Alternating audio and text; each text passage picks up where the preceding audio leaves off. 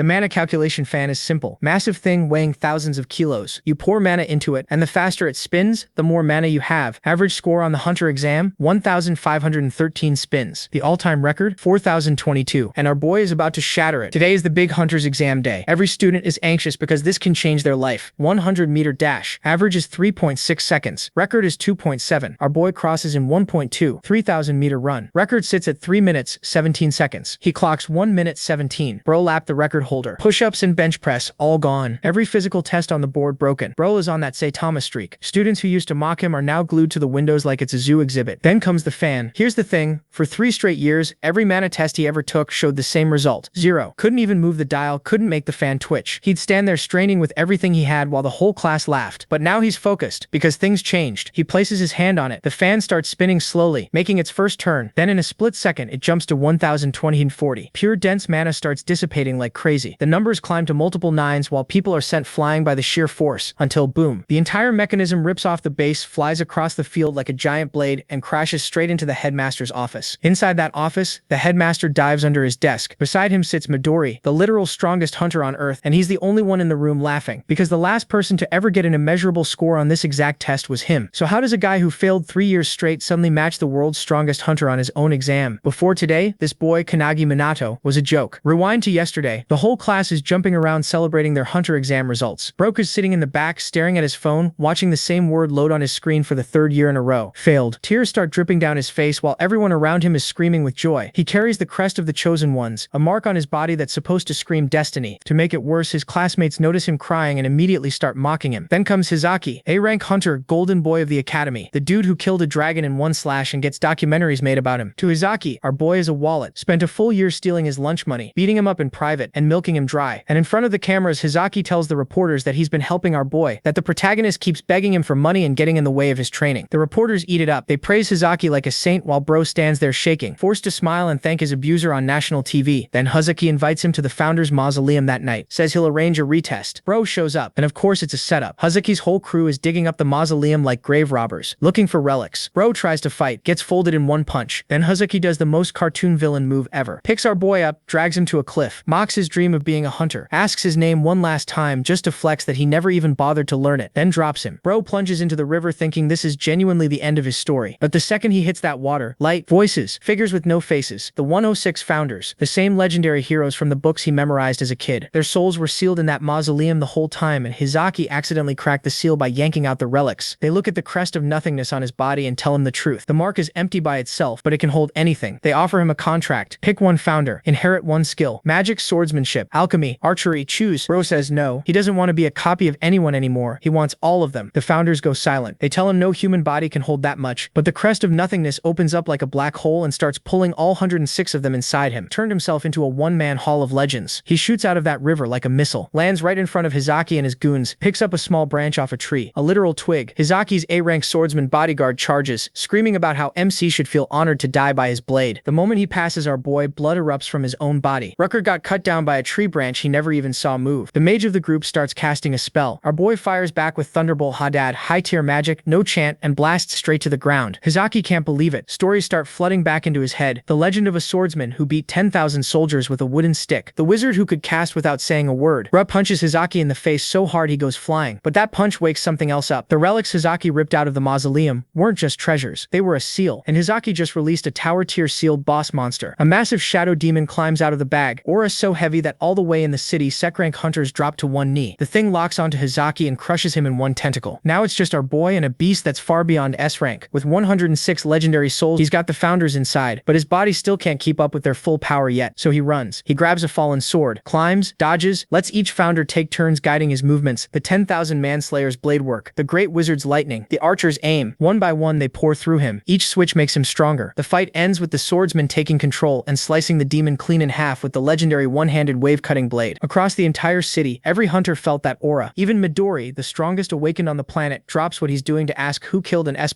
monster before I got there. The answer is the kid who failed the hunter exam 3 years in a row. Cut to the next morning, same academy, same field. Bropun's limping toward the track, body still wrecked from carrying 106 souls through a boss fight, but he's been told he's getting 1 more shot at the hunter exam, and that's when he went to take the hunter exam again. But after the mana fan destroyed the office, Midori came to talk to our boy. He is shocked. This is the strongest hunter alive. After landing, Midori speaks to him directly and praises his exam results, but Kanagi can barely answer. Then Midori gives him one more test. The protagonist only has to land a single hit on the world's strongest hunter. MC freezes when he hears that. Midori is only 23, yet he became a full hunter at age 9. His name is already legend. He has burned thousands of demons to ash in moments. Other hunters don't even dare challenge him. 10 years ago, he wiped out the Pandemonium alone, and 5 years ago, he stopped the Kyushu outbreak. He's a monster on another level. So when Midori explains the challenge, he can hardly believe it. Hinoki, on the other hand, is thrilled and immediately tells Kanagi to hand his body over. Midori lays out the rules simply.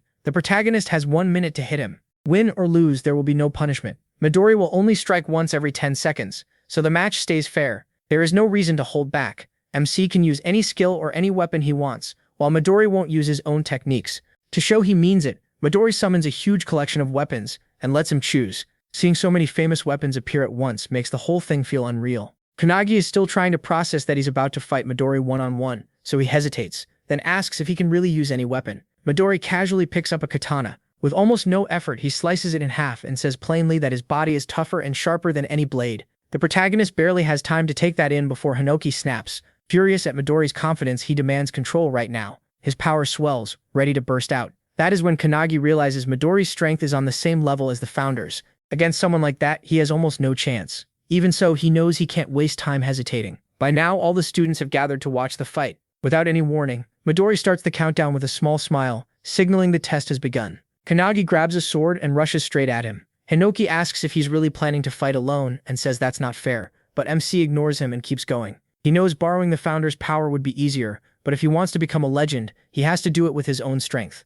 He swings at Midori, but Midori avoids it with barely any movement. He keeps attacking, while Midori casually stays on his phone, asking what social app he uses and joking that this is definitely going viral. The students are stunned that Midori can dodge every blow without even taking the fight seriously. Still, Kanagi refuses to stop attacking. Then one student notices something strange in the way he moves. The protagonist raises his sword, fakes a downward slash, then switches fast into a horizontal strike aimed at Midori's feet and throat. The move is perfect, and Kanagi is shocked by how naturally his body responds. He also notices he isn't getting tired. That makes him wonder if this is another effect of the Founder's power. But Midori suddenly puts a finger against MC's head, ready to flick him, and casually says 10 seconds are already up. He barely dodges, but the force of Midori's attack tears apart the field. Seeing that destruction, Kanagi realizes his head would have been blown off if it had landed. Midori looks at his own hand, confused. He didn't sense killing intent from the protagonist, so now he wonders if he judged his force wrong. MC starts to panic, realizing he'll die if this keeps up. Desperate, he tries to remember the feeling of his stronger self.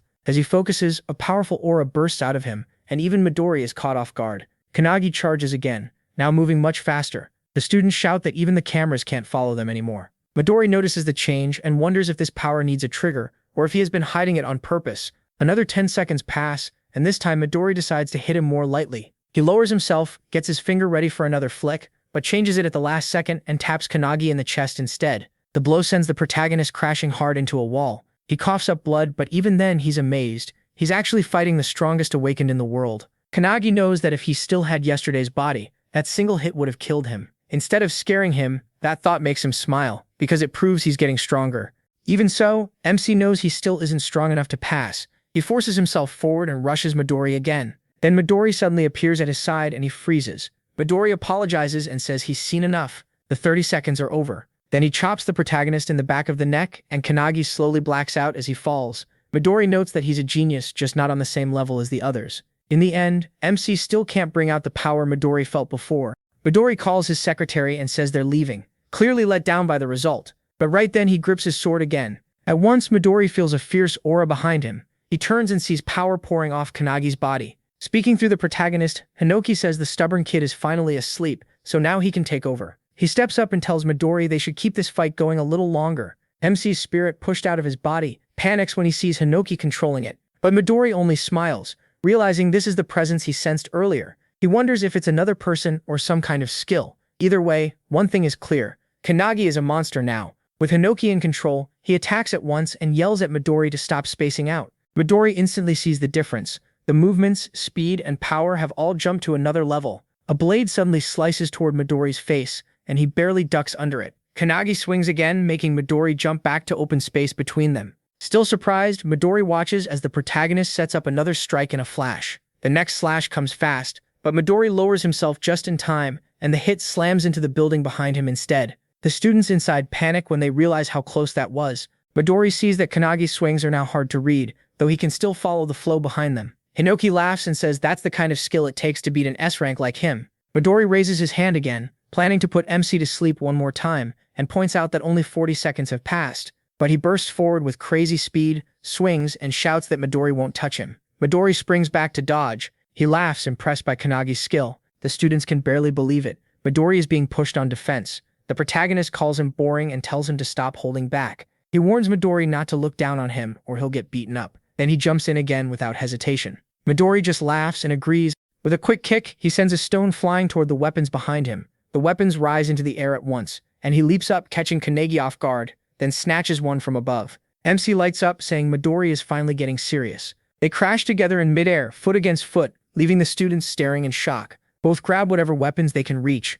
breaking them apart with raw force. Inside Kanagi's body, the founders watch Hinoki go all out. They're impressed Midori can keep up. Old Man Spirit wants to join in, but another founder snaps at him for being tactless. The Great Wizard stays quiet, then realizes he has been watching Hinoki's movements and trying to copy them. He sees Hinoki shift his balance as he springs up from below, but the sword in his hand breaks again. Annoyed by the weak weapon, Hinoki gets angry. Midori, meanwhile, is having a blast. Then he notices there aren't any swords left and wonders if Kanagi will switch to guns. With a grin, Midori calls out that only 10 seconds are left and asks what Hinoki plans to do now. Hinoki looks toward the building behind him and leaps for it. He heads straight to the man who shoved Kanagi earlier and takes his sword. At that moment, Midori closes in and throws a punch at Hinoki. The hit blasts against the building with a huge boom, but Hinoki dodges in time and appears right in front of Midori. They go right back into their midair exchange. Midori yells that this is fun and says they should keep going a little longer. Meanwhile, the students realize the building is about to collapse. As the fight reaches the rooftop, Midori's secretary watches calmly. Midori puts his hand on a huge fan, gripping it hard enough to crack it. He rips it free and points it at Hinoki. Then he hurls it at him, but Hinoki, using his one-handed sword, cuts through it with his dice-style sword art. The fan bursts into tiny pieces, and Midori excitedly praises his skill. Hinoki doesn't wait and throws his sword at Midori next. To Midori's surprise, the sword shatters on impact. Midori lifts his hand, aims at him, and calmly says 60 seconds have passed. Then he slams Hinoki down with a palm strike. Hinoki clicks his tongue, but before he can move, Kanagi suddenly jumps onto his back and shoves him toward the other founders. As Midori's attack closes in, the protagonist gently guides it off to the side and avoids it. That move stuns both Hinoki and Midori, but the impact breaks one of Kanagi's hands. Even so, he stays locked on his goal and punches Midori in the face with his other hand. Inside, the clash between the singularities feels endless, a brutal fight over one tiny opening, like a chess game between two even players. But even with all that intensity, Hinoki knows it only lasted a moment. Watching proudly, he realizes Kanagi has opened a new path to win. MC, though, is stunned when he sees Midori stop his fist at the last second. He feels crushed, thinking he failed to land a real hit. Then Midori smiles, pulls Kanagi's fist the rest of the way to his own face, and gives him credit for it. Without hesitation, he says he passed. A second later, both of them drop to the ground. The students watching can only mutter in confusion, unable to figure out what just happened. Still holding the protagonist's unconscious body, Midori calls for his secretary Rin and says it's time to go. Ryan appears beside him and asks how it turned out. Midori says MC passed and admits he finds him interesting. Then he adds that he accidentally broke MC's arm and asks her to heal it. She agrees right away. The students overhear this and can hardly believe he really passed. Then it hits them. The protagonist actually punched Midori. Cheers explode all around and the noise wakes the protagonist up. As Ryan heals him, she tells him not to move. He listens and thanks her. She also congratulates him for passing. Still stunned, Kanagi sits up and asks if he really managed to hit Midori. Before he can think it through, Midori suddenly appears beside him, amused. He doesn't drag it out. Midori just says a pass is a pass. He admits he started taking the fight seriously, once MC kept attacking. Midori praises him too, saying, dodging his strongest attack and moving like that was impressive. He tells Kanagi to be proud of what he did. He settles down and accepts the praise. Then he immediately moves on to the next thing, asking what happens now that he passed. The question catches Rin off guard, and she looks to Midori, who seems just as unsure. Later that night, back at home, Kanagi helps his mother clean while she gets food ready. She casually asks how many guests are coming, and the protagonist, not really sure, says maybe just one. His mother says it's been a huge day. Kanagi passed the hunter exam and even caught Midori's eye. She tells him she always believed he could do anything if he kept working hard. MC quietly takes in her words and appreciates them. But then she worries about someone so famous coming to their home and jokes that he might mistake it for a doghouse. He quickly shuts that down, saying Midori isn't like that. After helping out, he finally drops onto his bed, still thinking about everything that happened.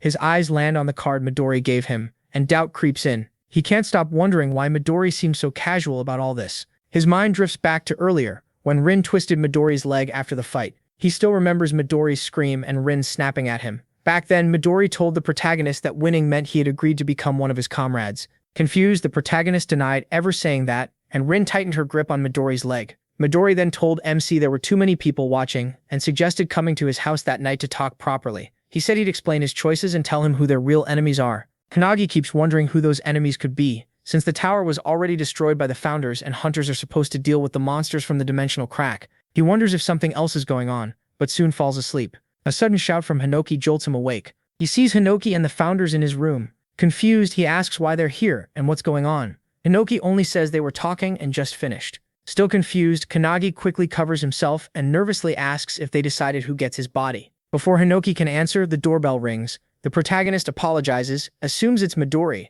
and says they can talk later. He heads for the door, but the darkness around him feels wrong. Then, to his horror, he finds his mother collapsed on the floor. Panicking, he calls out to her and rushes over, but stops when he notices someone sitting in the kitchen. The stranger is eating the food she made, praising it while acting like nothing is wrong. In a mocking voice, the man says Kanagi should train his mother better, and that they need higher quality food if they want to impress guests. MC demands to know who he is and what he did to his mother. The man doesn't care. He tells him to watch his mouth and introduces himself as Heitani Goru, an S-rank hunter and one of Midori's comrades. Then he orders him to grab his luggage because they're moving to the base. The protagonist boils with rage and throws a punch at Heitani at once, but Heitani dodges easily and appears behind him, asking if MC is picking a fight. MC says nothing. He thinks about his mom promising to raise him proudly on her own after his father died. He remembers her old beat-up shoes and how she kept telling him to spend money on new sneakers for himself instead. He also remembers her congratulating him earlier and saying she'd make his favorite tonkatsu for dinner. Staring Heitani down, the protagonist demands to know what he did to his mother. Watching closely, Hinoki recognizes Heitani as an S-rank hunter from the previous era. Irritated by this cheap Midori knockoff, he decides it's time to move. After seeing Kanagi fight Midori, the founders now understand how to deal with him from here on out. Heitani just laughs and mocks MC, saying his angry face is kind of cute. He lifts his hand to slap him, but he doesn't flinch. Even as the hit comes in, he stays calm. At the last second, Kanagi catches Heitani's wrist and easily flips him aside. The old founder is shocked. He knows that move from the old monster battles. A second later, Heitani is thrown through the window and smashes into the backyard wall. Still, he lands cleanly and walks forward again as if nothing happened. Trying to process it, he wonders if that was Aikido. Thinking back to Kanagi's match with Midori, he had already noticed not just his huge aura and sword skill, but another strange power too. The protagonist notes that Heitani is tougher than Hizaki. Running out of patience, MC demands an answer. He asks again what Heitani did to his mother, who is still inside, shaking in pain as the poison spreads. Heitani laughs and says Kanagi really has no idea what's going on. Then he finally admits that his mother was in the way, so he knocked her out with poison. Smirking, Heitani adds that if she's lucky, the damage might stay minor. He coldly says he doesn't understand. That makes Heitani look at him, confused. The protagonist asks why they'd hurt the family of someone they want as a teammate. Heitani laughs at the word teammate and suddenly appears behind him to attack. Kanagi barely dodges, but Heitani keeps coming, saying MC was never going to be their comrade, just a puppet forced to obey. He says once his loved ones become hostages, he will have no choice. Then he calls him naive. Before the protagonist can respond, Heitani stomps on his foot and cuts him, sneering as he asks if he was right. Kanagi jumps back and feels his cheeks start to burn. When he touches it, he realizes the poison is already spreading. Grinning, Heitani shows the poison needles on his fingers and says it's already inside MC. He explains that his skill, Phantom Bug's Poison Deadly Vision, lets him make dozens of poisons from his own body. He complains that this job is annoying. If he wanted, he could spread deadly gas across 5 kilometers,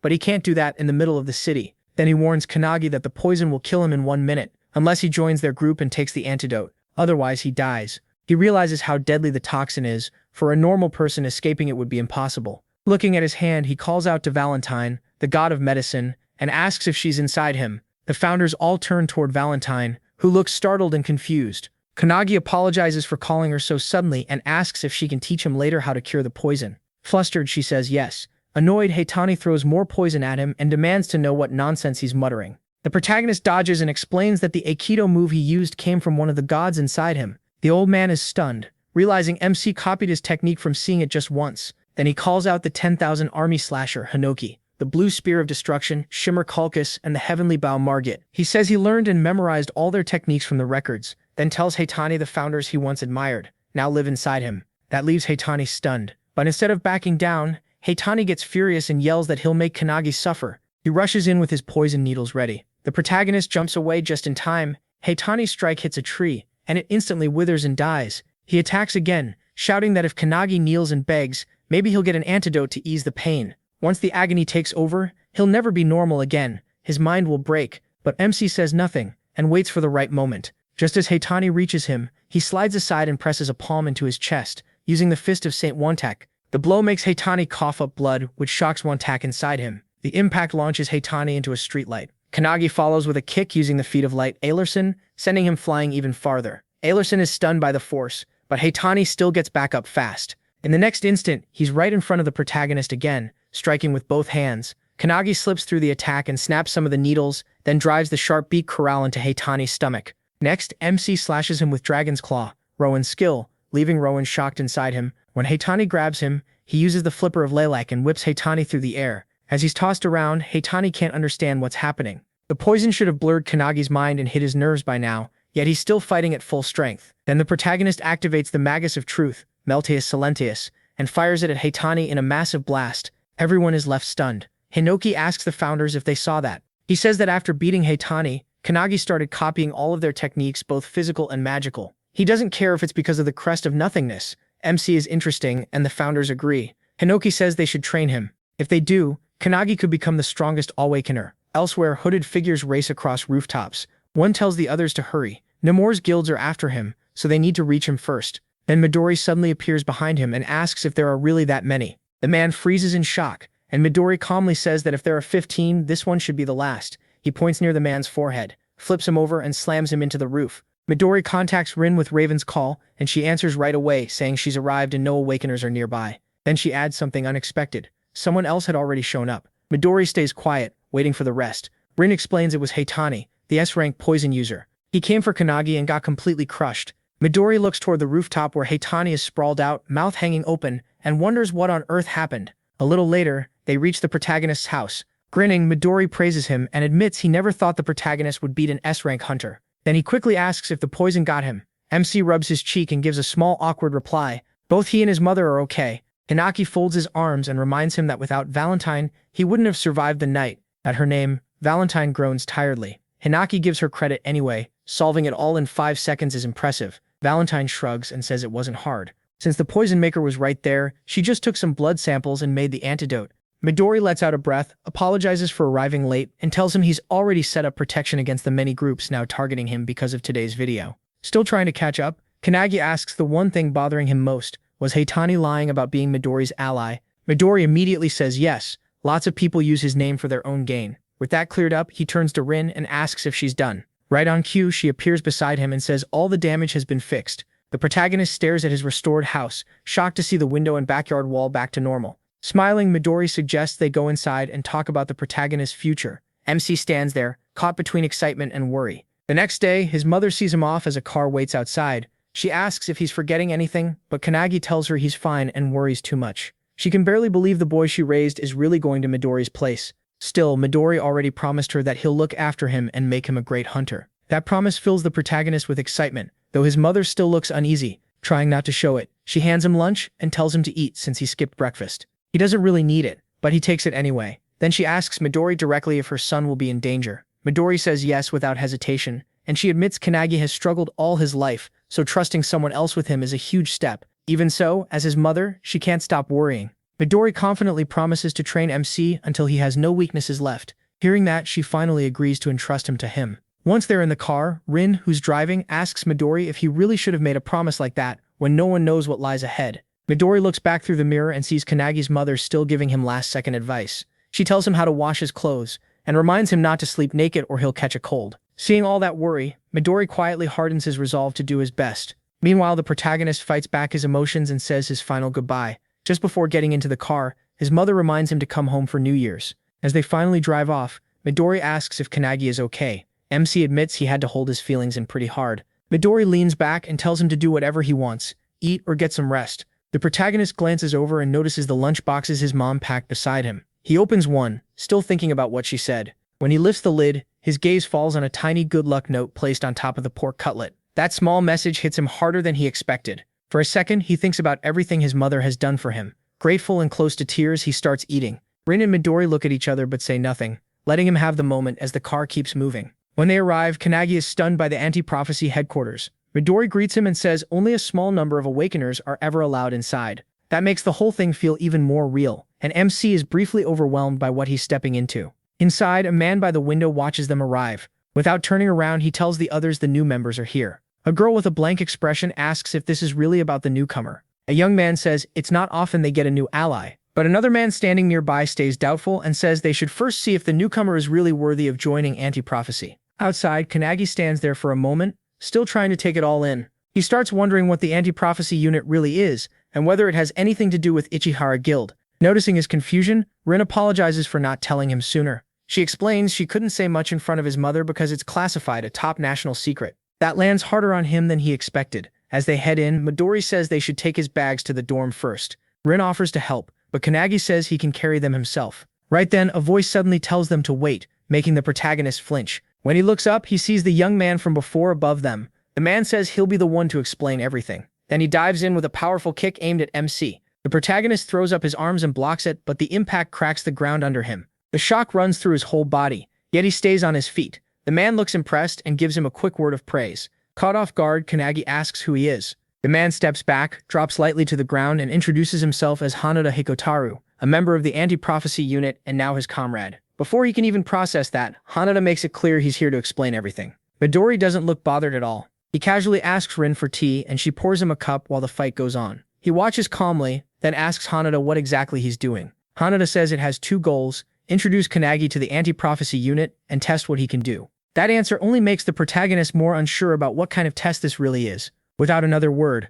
Hanada fires off another fast kick. MC blocks again with both arms, holding his ground. Even while attacking, Hanada starts explaining how the anti-prophecy unit began. Kanagi listens, but he has a hard time believing Hanada plans to explain everything while fighting him. In the middle of it, Hanada pauses just long enough to ask his name. He answers right away, Himinato. Midori, still calmly drinking his tea, thinks about how many times the protagonist has been tested, first by the Academy, then by Midori himself, then by an S rank, and now this. He turns to Rin and wonders if Kanagi is always going to be judged like this. Rin calmly says it can't be helped. MC is the talent Midori personally found. Hanada keeps throwing kick after kick, and MC keeps blocking them with his hands. At one point, Hanada asks him what a hunter's role is. He answers at once. A hunter's job is to destroy the monsters that come out of dimensional cracks. Harna gives him a thumbs up and says that's right. He compares it to pest control, then suddenly drops low and asks a new question. What dangers exist outside dimensional cracks? The question throws Kanagi off. He asks Harna what he means by other dangers.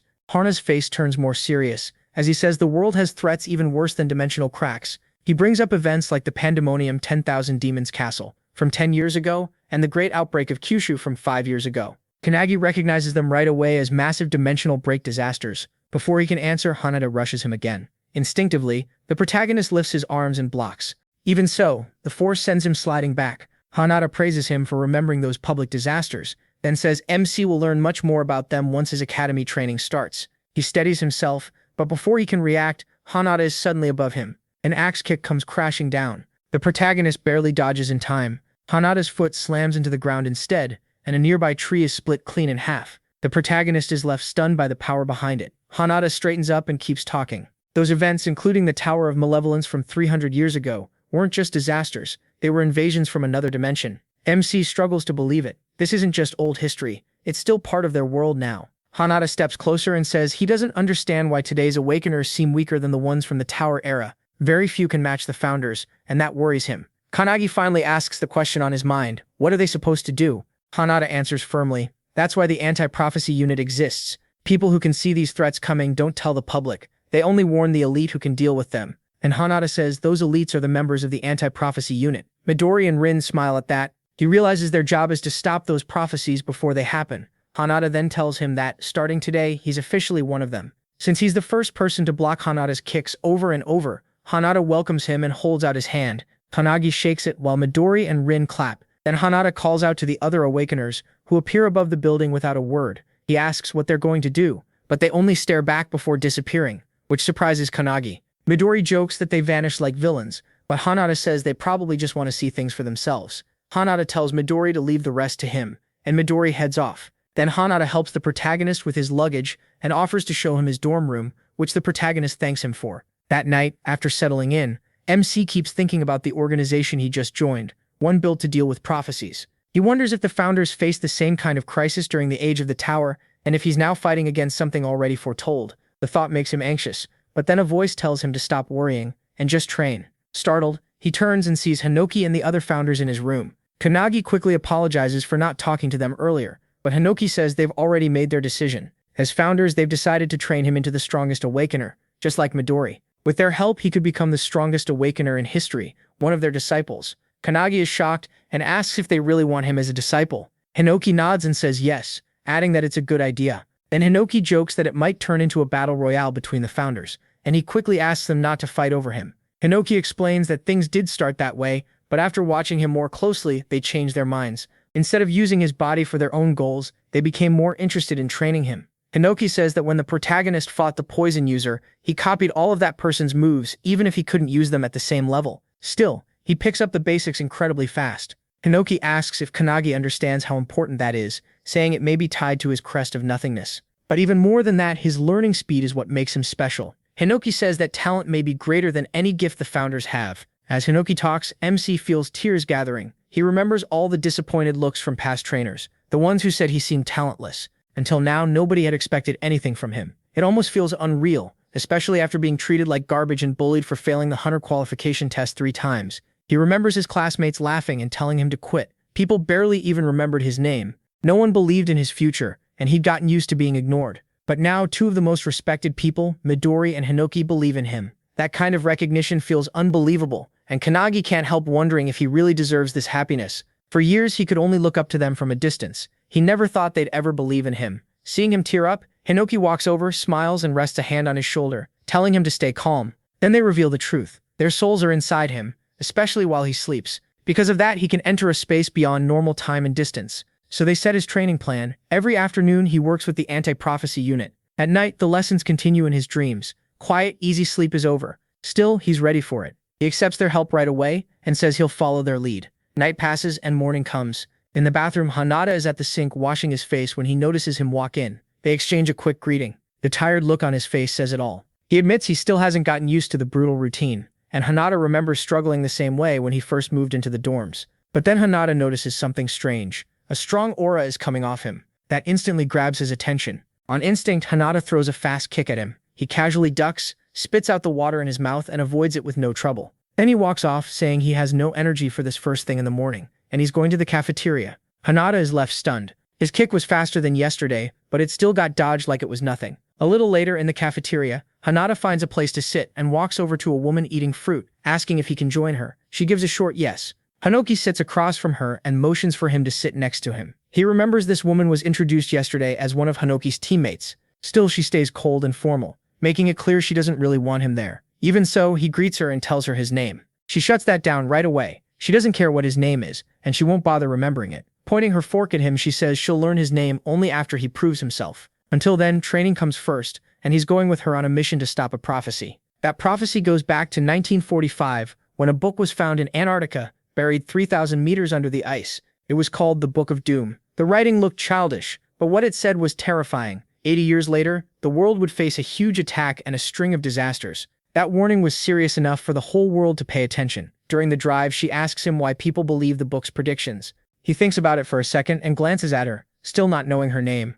Before he can ask, she says names don't matter, and tells him to answer. He guesses it's because the prophecies are always right, but she quickly shoots that down. She mocks the answer and asks if he's stupid. If even one event from the Book of Doom happens, the world is finished. That shocks him. As they keep talking, he asks Hanada how many prophecies are in it. Hanada says there are about 200. That makes him wonder if the world is already doomed, but Midori explains that nearly 180 have already been stopped, leaving him amazed. Still trying to understand, he goes back to the same question. Why does the world trust the book so much? The woman explains that the Book of Doom was found by an explorer named Bernard Russell. When Bernard opened it, the first page said, "Hello, Bernard," then listed the exact time he found it. March 17, 1945, 11:35 a.m. on a sunny day. That was all the proof anyone needed. Hours later, they reached Tokyo's Sumida Ward, where a mid-level dimensional crack has opened. As they get close, guards stop them and say the area is restricted. They rush past so fast the guards can only stare. When he hesitates and asks if this is really okay, Hanada says yes.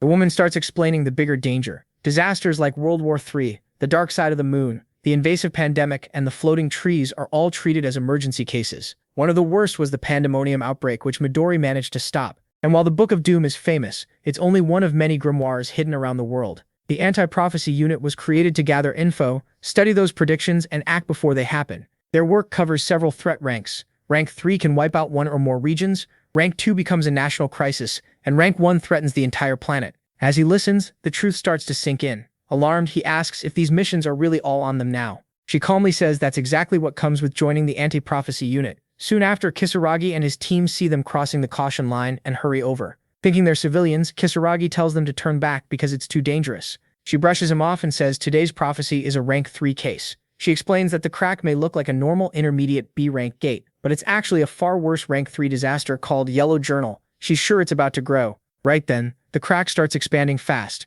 Kisaragi turns, his eyes going wide in fear as the rift tears fully open, and monsters start flooding out. He immediately orders his squad to get ready. But the monsters crush them almost at once, cutting through his men with ease. Panic hits him as even B and C rank hunters fail to hold them back. Then he feels something even worse, the crushing pressure of a boss monster. When he sees the newcomers moving in, Kisaragi tries one more time to stop them. She ignores him, puts her hand on the ground, and casts Trismegistus. At once, spears burst up from below and skewer the monsters in a brutal instant. Hanada jumps in too. He tears across the field at high speed, dropping enemies one after another with clean, controlled strikes. Kisaragi can only stare. He thought his S-rank strength was impressive, but these two are on another level. He has no idea who they are. Then the woman tells Kisaragi to fall back. To them, he's the civilian here. His eyes drop to the mark on her hand, and he freezes. They aren't random fighters, they're government agents. Before he can think any further, a giant hand bursts out of the crack and tears it wider. A massive beast steps through, Jilia Ulner, a monster beyond S-rank giving off crushing pressure. The woman rushes at it without hesitation. Kisaragi yells for her not to be reckless, but she doesn't stop. The two of them attack together without fear. Hanada fires off a string of kicks at the beastman, then realizes in shock that they do nothing. Its anti-physical armor blocks the hits completely. He has to pull back as it lunges at the woman. She quickly gathers energy for a counter, but Kanagi suddenly appears between them and catches the attack with his bare hand. The beastman explodes from the impact. Everyone is stunned. When the shock clears, Hanada realizes it was a penetration shock. But the real surprise is this. Kanagi just killed an S+ rank monster in one hit. Hanada can tell his strength has jumped like crazy overnight. The woman calls out that he didn't need that much force, but he already knows the best way to beat something with high physical defense is to destroy it from the inside. He learned that from Wontak, the Fist Saint, who taught him the basics of penetration attacks the night before. After that, Kanagi looks at the girl and says, since he saved her, the least she can do is tell him her name. She lights up and says her name is Akane. There isn't time to enjoy the moment. Hana turns back to the fight, boosts his body, and charges the next wave coming from the crack.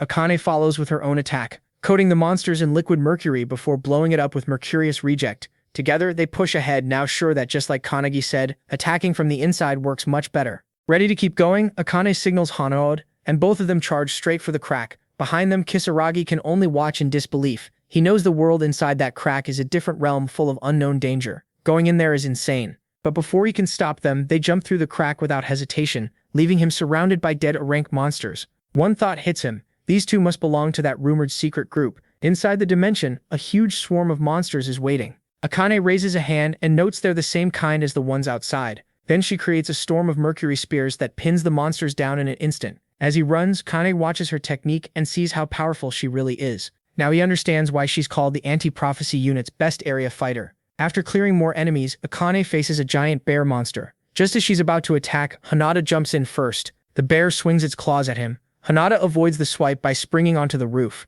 From there, he rains down kicks from every side. Kanagi watches, impressed by how easily Hanada moves, and lets out a small laugh, then suddenly freezes. He charges the bear and copies the same rapid kick combo. He asks Hanada if it looked like his move. Hanada is stunned, then grins. After bringing the monster down, they keep moving. Akane realizes the deeper they go, the fewer monsters they find. Soon, they arrive at a huge arena-like space. Then a crushing presence fills the area, warning them that something big is coming. A giant Minotaur warrior lands right in front of them. It's completely furious. This is the boss, a blind Minotaur with triple S rank power. Hanada and Kanagi are caught off guard by how huge it is. Akane, though, stays calm and asks if this is really the boss. At once, countless spears pour out from the portal. Akane tells the others to use their strongest attacks. She says she'll finish it herself. Hinata immediately starts gathering energy. In the back, Kanagi watches both of them in awe. Still, he feels their attacks may not be enough. Hinata is surprised that the protagonist doubts their best shot. Even under a storm of magic, the beast swings its huge weapon. The blow smashes the ground, opening a crater and sending shockwaves through the arena. When the dust clears, they stare in shock. The monster took their strongest attacks without a scratch. They get ready to fight again, but as Kanagi braces himself, he hears someone praising Akane's talent. He knows that voice right away. It's Killik, the spirit of his founder. Killik, an alchemist, says Akane has purity, speed, and amazing power, so it would be a waste for her to die this young. He says Akane did all she could, but this minotaur is far stronger than she guessed. Its physical resistance is a full 100. Worried, Kanagi asks what he should do, and Killik just laughs. Meanwhile, Hinata and Akane keep struggling against the boss. They realize they should have brought someone stronger with magic. Akane looks at MC and is shocked by the strange power coming off him. MC has handed control of his body to Killik. Using Kanagi's body, Killik casts Mercurius on the Minotaur's legs. The spell locks its lower body in place. Akane is left speechless. She's shocked that he used a skill like hers, and used it in a way that pinned the monster down. Killik turns to Akane and bluntly calls her a fool. He tells her she's too rigid and still hasn't learned to control matter in all three forms,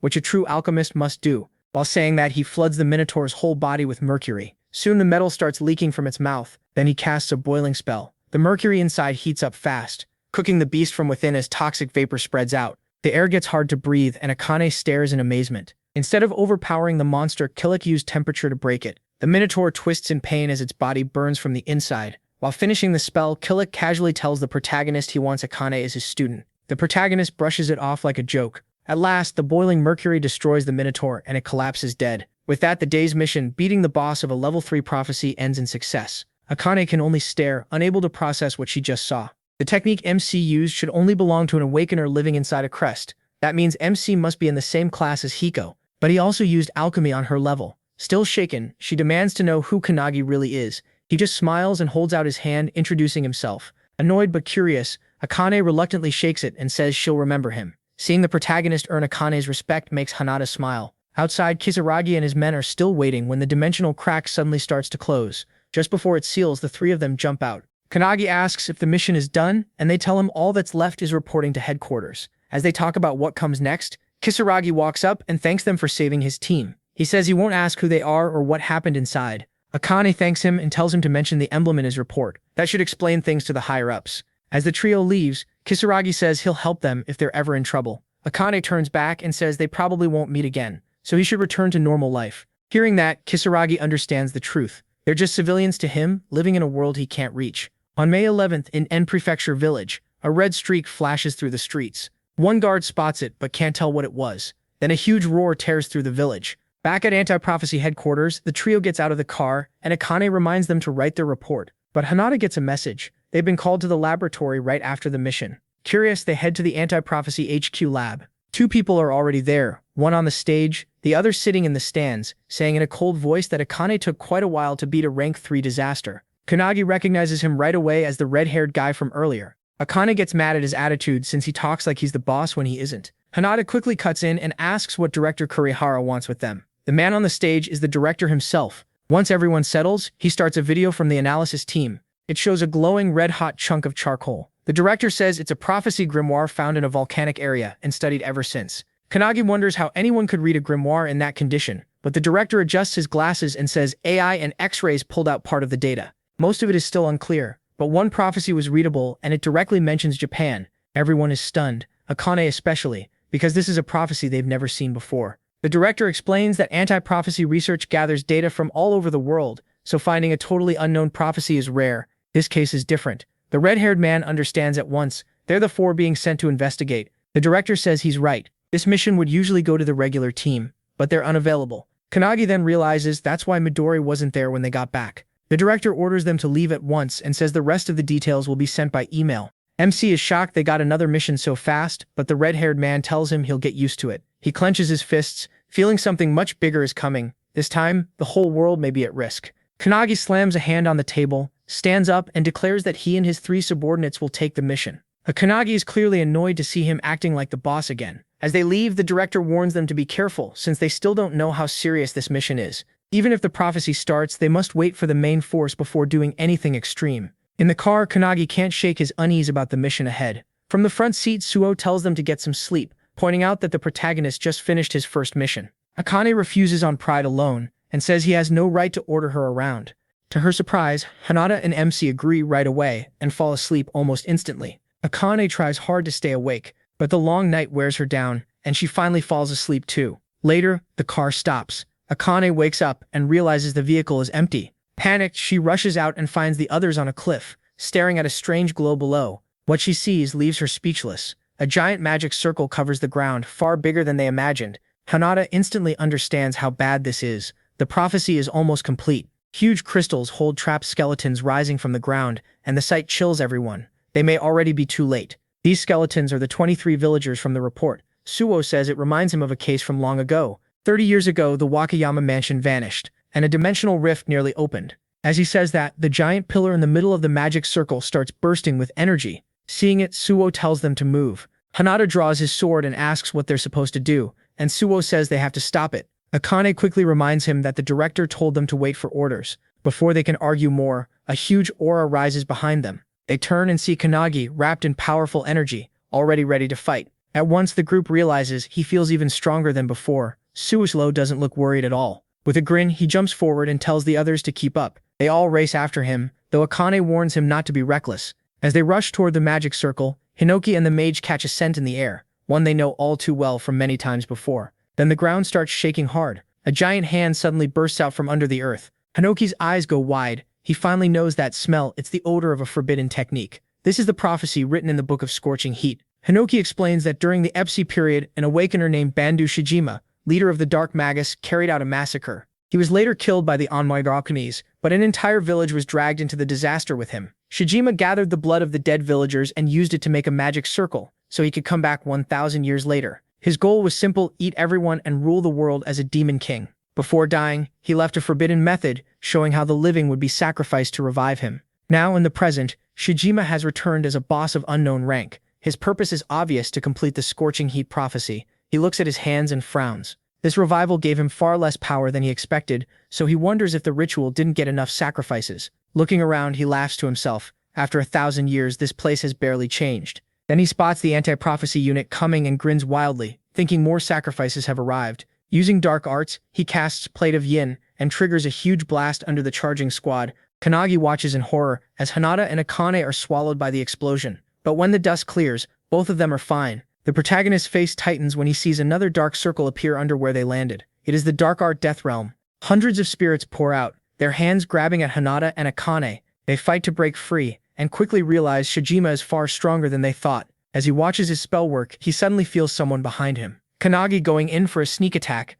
Shijima dodges with ease, weaving past every hit, then mocks MC for being an amateur before casting Plate of Yin right under him. The ground explodes, but Shijima is stunned. When Kanagi comes out unharmed, he fires back with Thunderbolt Hadad, but Shijima blocks it with his own dark power. Even so, he's impressed the protagonist picked that skill. Then from the smoke, Suo appears behind Shijima and uses Chrysanthemum, sending a storm of blades at him. Shijima is surprised, but he avoids them easily by leaping into the air. While he's still airborne, Suo uses another spell, making it clear he never expected a weak move like that to finish Shijima. He slams down his weapon and activates Autumn, bringing down a rain of knives. Shijima just smiles and calls it nothing but falling lights. Then his hand changes into a sword, and he attacks Suo. Suo blocks, but the impact throws him back. From that alone, Shijima figures he's probably the strongest in the group. Watching from the side, Kanagi feels like Shijima's power has no end. He's nothing like the enemies they fought before. He even feels stronger than the founders. As MC thinks that over, he hears his teammates shout from behind him.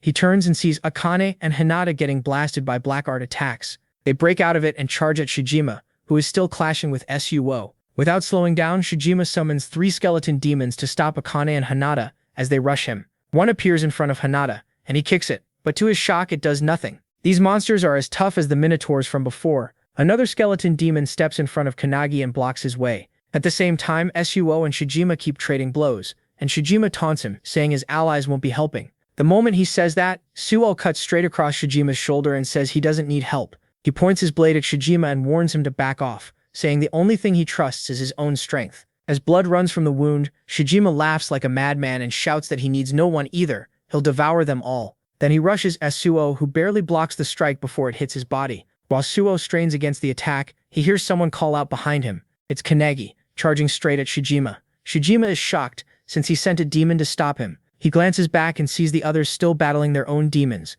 while his lies split in half. Before he can react, Kanagi smashes him in the face with a heavy punch, dragging him across the ground. Even Siwo is surprised by that hit, and the protagonist tells him they should team up to beat Shijima.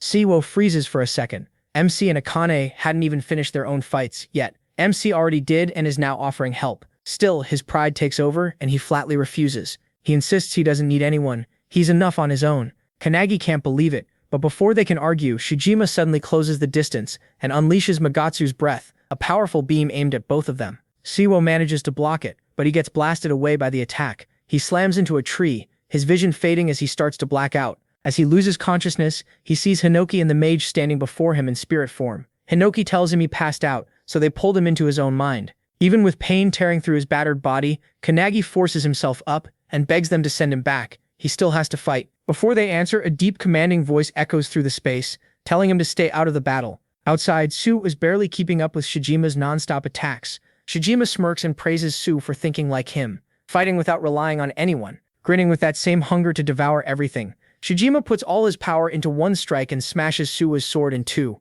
Stunned but fast, Su instantly summons another blade and swings, but Shijima bends backward and dodges with eerie flexibility. The more Su struggles, the more Shijima seems to enjoy it. Back in the spirit world, Kanagi watches the battle and hears Hinoki say Shijima is far beyond anything he can handle. The mage adds that Shijima's control is terrifying. If more humans had lived here, he might already have become a demon king. She warns that if Shijima takes the protagonist's life too, he'll grow even stronger and bring disaster to civilization. She says finding the grimoire was just luck. Then Hinoki asks MC to lend them his body so they can deal with this themselves. But to both of their shock, MC refuses. He apologizes, then says this isn't training anymore, this is real. He has to get past this wall by himself, just like he'll have to do in the future. With total resolve, he asks if they agree. The mage starts to protest, but Hinoki cuts her off with a laugh and tells Kanagi he's already won them over. He puts a hand on his shoulder and reminds him he said he would surpass the founders. Then he tells him to go, use everything he learned, and fight his own way. That lights a fire in the protagonist. He turns toward the battlefield and asks the founders to watch him. Then he sprints back into the fight where Shijima and Su are still clashing. Su is badly worn down, and the instant he opens his eyes, Shijima attacks again, launching him into the air. While he's still up there, Shijima prepares the finishing blow. Just as Su braces himself, someone catches him in mid-air. Kanagi grabs both him and his sword, then throws him down and away from Shijima's incoming beam. Su crashes to the ground, and Shijima turns back to MC in the air. He fires another Magatsu's breath at him, but freezes when Kanagi calmly uses Hinoki's one-handed sword style. With perfect focus, he cuts straight through the beam, then slices off Shijima's arm. Shijima is left speechless, unable to understand what just happened. Trembling with rage, he screams about who he is, but the protagonist coldly answers that he's the one who will surpass the founders. Watching from the spirit side, the mage asks Hinoki if MC can really beat the Dark Magus, but even he doesn't know. What he does know is that Kanagi isn't reckless. Hinoki suspects he learned something new while sleeping in the car on the way here. A big grin spreads across his face as he wonders if it's something even he can't understand. Su is just as stunned watching the protagonist move so smoothly. A moment ago he refused the protagonist's help, and now that same help just saved his life. Kanagi keeps pressing Shijima with non-stop strikes, forcing him to teleport back and answer with the Dark Art Pomegranate. A wave of energy shots rushes at MC. He tries to dodge but quickly sees they're tracking him. No matter how he moves, the blasts keep following. Then he remembers one of the founder's skills, Aftershock. He stomps the ground and raises a wall of stone in front of himself, stopping the attacks. Shijima is caught off guard but quickly fires another barrage. Kanagi uses the broken rock pieces to shield himself again. Seeing an opening, he combines two skills and flashes behind Shijima, but Shijima barely avoids the hit. He instantly counters with Plate of Yin and lands the blast on Kanagi. He takes the hit but absorbs most of it. Using a floating rock as a step, he launches himself back at Shijima, remembering the founder's lessons. Shijima dodges again, but the protagonist's mix of techniques leaves even him shaken. Watching from afar, the founders are stunned by how fast MC has grown and how fiercely he attacks, but Shijima still isn't done. With a dark stare, he uses his forbidden art and creates a giant skeleton through skeleton fusion. The massive creature towers over everyone, pouring out evil energy. Shijima smirks and says, "This is the end." The giant skeleton swings its huge hand at Kanagi as the founders shout for him to run, but he doesn't move. In that moment, he realizes that even at full power, he still can't beat Shijima. He needs more, something beyond his limits. Thinking back to Hinoki and the mage's training, he remembers Shining Flame, the one-handed sword style, the wave blade, and the different slashes Hinoki taught him.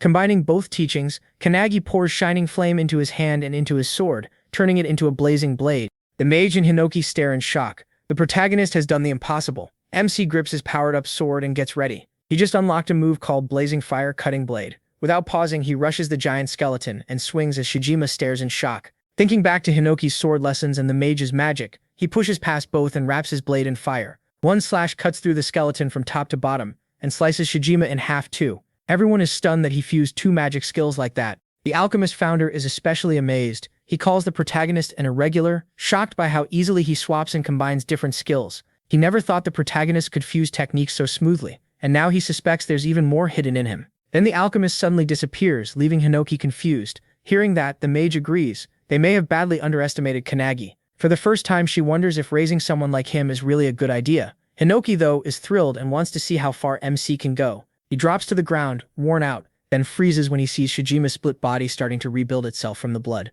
Enraged, Shijima growls that one hit to the head would have killed him. Dark power gathers in his hand as he forms a death ball and declares he'll finish it himself. Before he can, Su suddenly appears behind him and slashes his throat. Shijima loses his head before he can react. As the body falls, Su catches Kanagi, who is already blacked out. Holding him, Su drifts into an old memory. Long ago, his older brother carried him the same way. It was a freezing night under a bridge, and his brother promised to find food in the morning. As Su started to fall asleep, they heard a big parade passing overhead. While others celebrated, they shivered below with empty stomachs. That memory reminds Su why he chose to be alone. Shijima tried to use that loneliness against him, but looking at Kanagi now, Su understands something.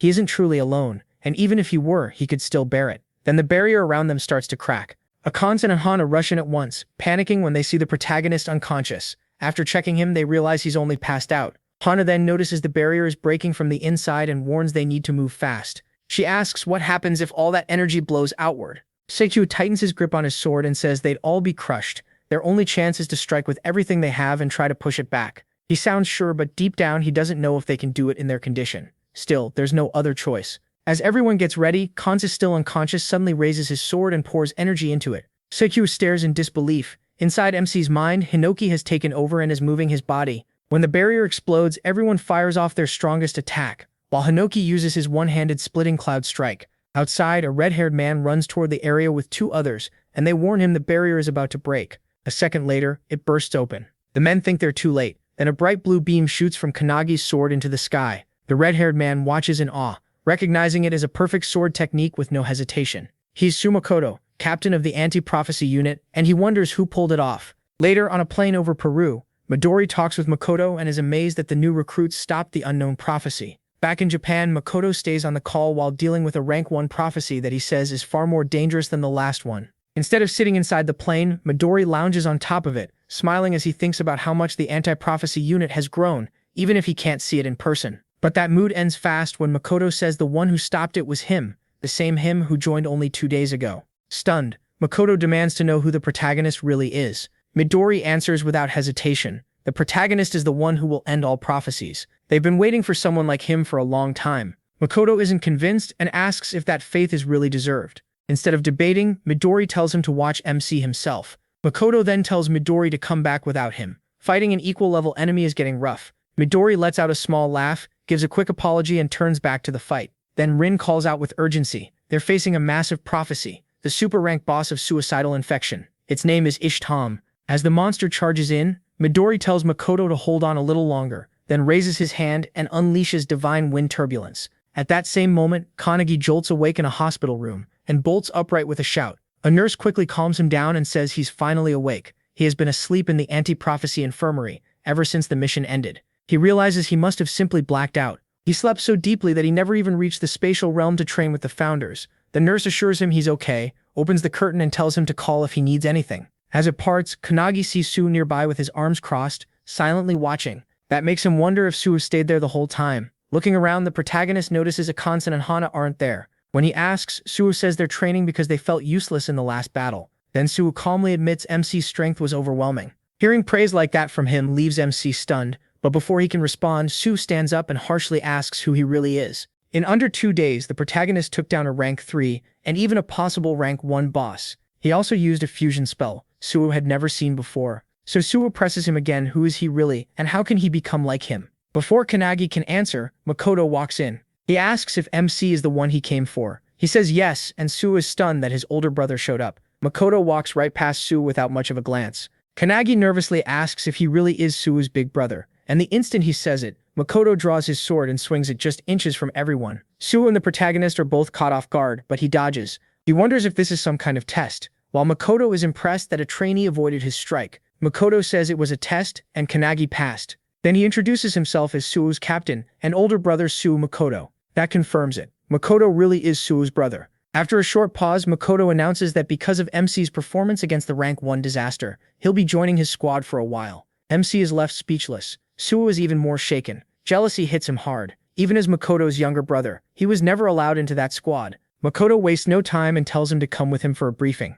Behind them, Suo clenches his fists until his knuckles bleed. Elsewhere, Akane and Hanada train harder than ever. Akane attacks with multiple weapons while Hanada works on defending against them. Even so, both know catching up to Kanagi feels almost impossible. While they keep at it, Midori suddenly walks in and cheerfully says he brought chocolates from Peru. To his surprise, they ignore the chocolates and rush over, asking how long he'll stay in Japan. When he says 1 week, they immediately beg him to train them during that time. They're not going to let Kanagi leave them behind without a fight. Midori didn't expect that much determination. He agrees, then asks about Suo and whether he wants in too. Right then, Suo arrives and says with total resolve that he'll join them as well. Meanwhile, Kanagi hurries after Makoto through the hall. Back in the training room, the group is surprised to see Suo that fired up too. He tells them the protagonist was personally chosen by his older brother to join the squad for now. That shocks Akane and Hanada. They realize just how far MC has come. Getting picked by Makoto is a huge deal, but Suo takes it as proof that he's still behind him and needs to get much stronger. At the same time in the hallway, he asks what this meeting is about, and Makoto says it's for their next mission. They leave tomorrow morning. Then Makoto suddenly stops and asks if the protagonist is close with his younger brother. Thinking back to their last fight when Suo lent him his sword, Kanagi quickly says yes. Even though Makoto acts cold, he secretly worries about Suo and just never shows it. Because of that, Suo wrongly thinks his brother hates him and doesn't care. The truth is, when Makoto visited before, he wasn't ignoring Suo, he just couldn't bear to look at his injuries. But Suo took it as rejection, and that pushed him to risk his life and grow stronger, just to earn Makoto's attention. Makoto, on the other hand, doesn't want Suo stronger, he just wants him safe. That painful misunderstanding is what drives Suo to surpass Kanagi, believing only then will his brother finally notice him. Someday, he even wants to beat Makoto. MC keeps asking, and Makoto finally admits he really does care about his little brother. He finds that genuinely sweet. Back in training, Suo explains everything, and Akane says it's hard to follow. For someone who talks about beating his brother and proving himself, he still clearly respects him. As she keeps sparring with Hanada, Akane says that deep down, Suo just wants his brother's attention. Hanada thinks that's kind of touching, but Akane's comment hits Suo the wrong way and makes him snap. At the meeting, Kanagi learns the squad's 3 main rules: move fast, keep attacking, and cover your weak points.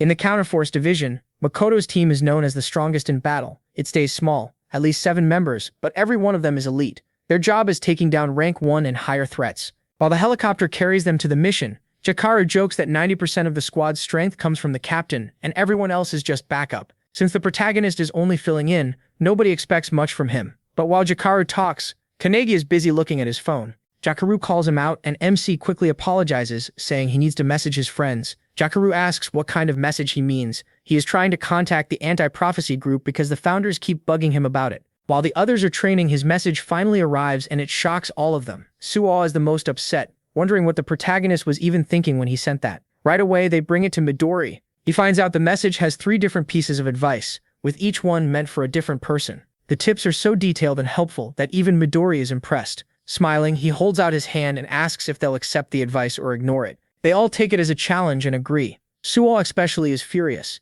feeling like Kanagi just rubbed salt in the wound. Back in the helicopter, Jakaru tells MC they've reached the target area. He looks out and sees a frozen mountain region covered in huge crystal spikes. Their target is a rank 1 prophecy called Frozen Earth, and it's spreading so fast it could freeze the whole planet. If nobody stops it, all life on Earth could be wiped out. Worse, the same disaster is happening in 17 places across several countries, including cities. Vice Captain Kashi explains the crisis and warns them they can't waste any time. The freezing is spreading faster than expected. Makoto takes command and orders everyone to jump from the rear hatch, since the helicopter can't go any farther safely. Before they move, he reminds them not to let any humans get hurt. To fire them up, he tells the squad to recite the 3 rules. They shout them together. At the back, Kanagi thinks about the last battle, when he ended up relying on Hinoki again. He decides to use this mission to get stronger and learn from the team. As the squad jumps, the protagonist vows to clear this rank 1 prophecy by his own power. At 10:17 a.m., they land safely. The cold is brutal, and even as an awakener, Jakaru somehow catches a cold and complains about it.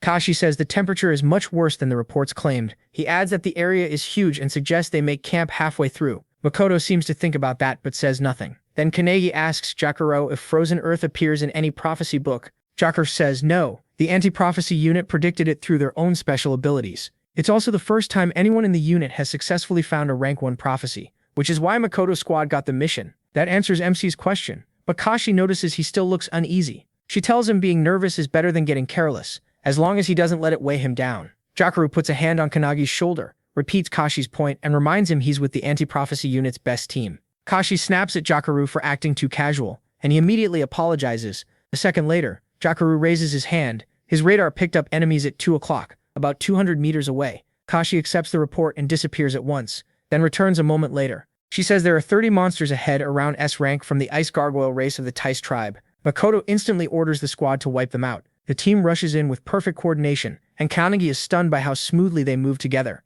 They're on a completely different level from trainees. Now seeing their true elites, he asks if he can join in. Makoto allows it, brushing the enemy off as only S rank. With that, Kanagi bursts forward and kicks one in the head. To his surprise, the monster explodes and sprays sharp ice everywhere. As Kashi dodges an attack from a stronger-looking one, she warns the squad that some unusually dangerous monsters are mixed in. The protagonist answers by using his fire-cutting blade, blasting one apart with a burning strike. Jakaru is shocked to see him use a Fury Sword skill, and Kashi is impressed. At the same time, Makoto cuts through the rest with only a few easy swings. He notices MC's flaming sword and realizes that must have caused the blue beam he saw before. After the fight, the squad makes camp in the mountains and starts eating. During the meal, Kashi asks Jakaru what else his radar picked up. Jakaru says there are no boss-level threats within 10 kilometers. Kashi relaxes, saying they can stay the night there, but then notices Makoto and Kanagi are gone. Elsewhere, he sits by his own fire, trying to combine his spells like before. While he focuses, Makoto suddenly appears behind him and teases him for being so eager to train, nearly scaring him to death. Once the protagonist settles down, Makoto sits beside him and asks if this is his first time camping, and if he's having trouble. The protagonist says he's doing great.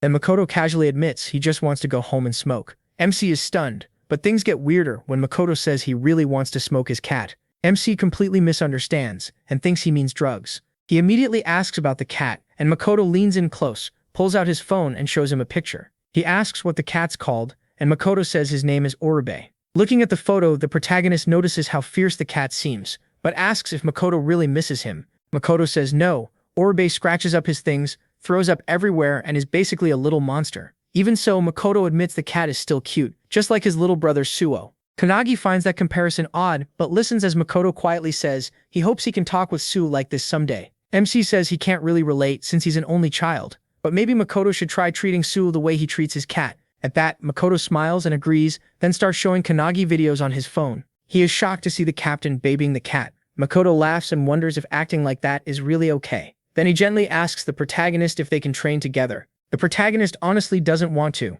but before he can answer, Kashi finds them and tells them to come back, since they need to leave early tomorrow. Makoto agrees right away. That night, while the squad sleeps, a mysterious person heads into the frozen land, dressed way too lightly for the cold. When someone stops him, he says he's there to fulfill the prophecy of that place. Holding a small book, he calls it an important mission. This lone awakener is heading for the same mountain as Makoto's squad. Back at camp, Kanagi falls asleep and starts training in his dream with the founders. This time, the lesson is archery to sharpen his focus. Under Margit's instruction, he practices with a heavy bow. Seeing him sweat, she asks if keeping that concentration steady hurts. During the lesson, Hinoki loudly complains that it isn't sword day, but the page shuts him down, reminding him yesterday was his turn. Even with all that noise, Margit is impressed. MC stays focused. His concentration is far better than it was at the start. Kanagi says he's on a mission with an incredible team, and that pushes him to do his best. Fixing his eyes on the target, he lets the arrow fly and nails the bullseye perfectly. Margit is amazed. He drops to the ground in relief.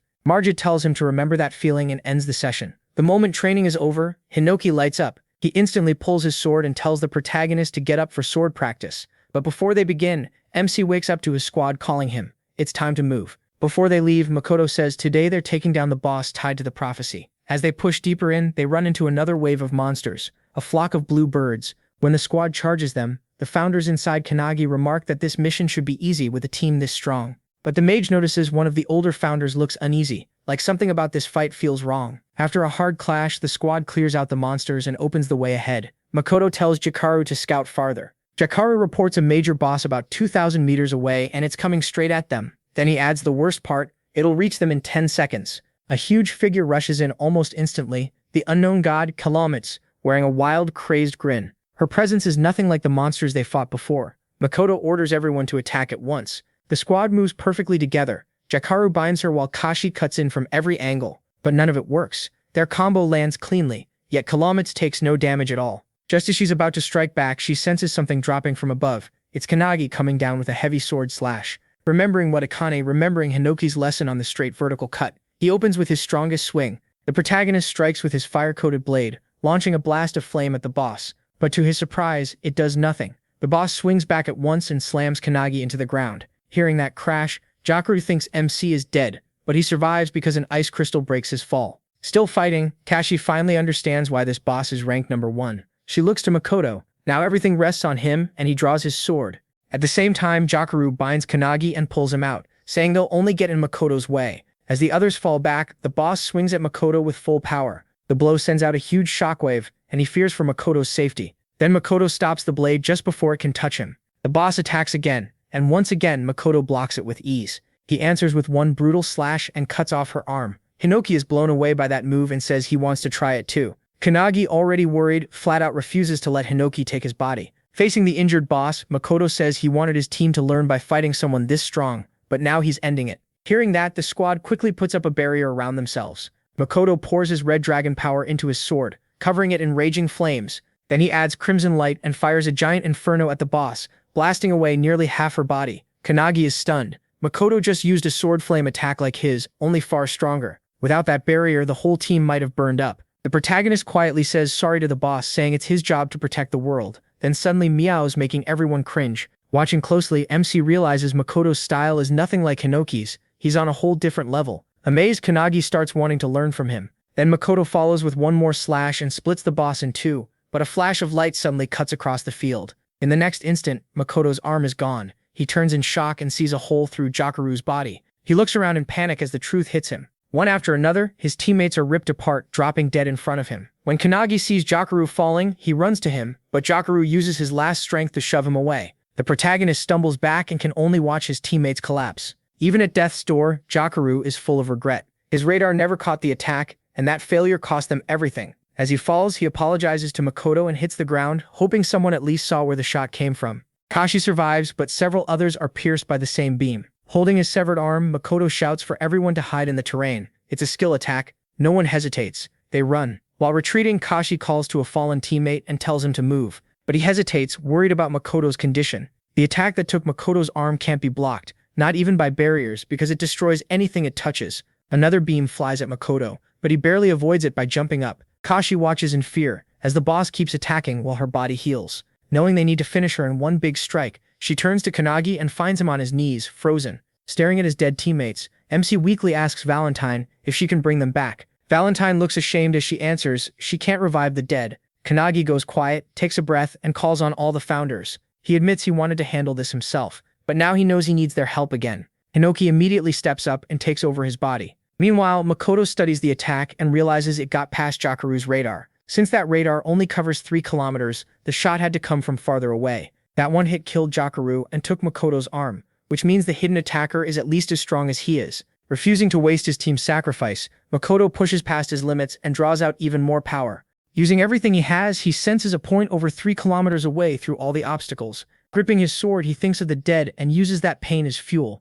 Makoto charges his blade with crimson light and releases a massive wave of fire tearing through everything ahead. At last, it exposes the hidden enemy, the same lone boy who came here earlier. He's impressed Makoto found him, just like he expected from the strongest squad's captain. But Makoto is shocked because his attack gets swallowed whole. The boy says if Makoto still had his left arm, that strike might have killed him, then uses a spell called Darkness to form dark orbs around himself. As he walks toward Makoto, he fires one of those orbs to kill him. Makoto answers with a swing that raises an ice barrier. Then he vanishes in a blink and appears behind the boy, aiming a slash at his neck. Before Makoto can react, that same beam fires again and blows away part of his torso. The boy stays untouched and calmly says he saw Makoto's move coming. Then he adds that Makoto is the one close to death. That sets Makoto off. With what little strength he has, he rushes in and swings, but the boy slips aside easily and drives a hard kick straight into Makoto's wound. But Makoto planned for that. Using the opening, he smashes the boy with the back of his sword and sends him crashing down. As he watches, Makoto starts to wonder why the boy stopped using that beam after only a few shots. It's insanely strong, but maybe he can't keep using it. Then Makoto figures it out. The spell can't be fired non-stop. When it comes to stamina, they may be even. The boy lands on his feet after the crash and confirms that guess, but reminds Makoto they're not equally injured. Makoto has lost an arm and half his body. Even so, Makoto rejects the idea of being at a disadvantage. He remembers the 3 rules of the Makoto squad and draws strength from them. Resolve fills him as he prepares to fight to the end. He coats himself in burning electric fire, sealing his wounds shut, and roars out the squad's 3rd rule, overcome your weakness. Then he unleashes Scarlet Blaze. The boy narrows his eyes and realizes Makoto is burning his own life to get stronger. So he does the same, feeding his darkness spell with his life force. Makoto, calling on the spirits of his fallen comrades, stares his enemy down and warns him not to disrespect his squad. Back with Kanagi as he calls on the founders, his hair turns white and Hinoki takes over. The surviving squad members, still trying to escape, are stopped by the boss as she regenerates her arms. Kashi realizes she can't handle this alone, so she calls to Kanagi, still at the rear.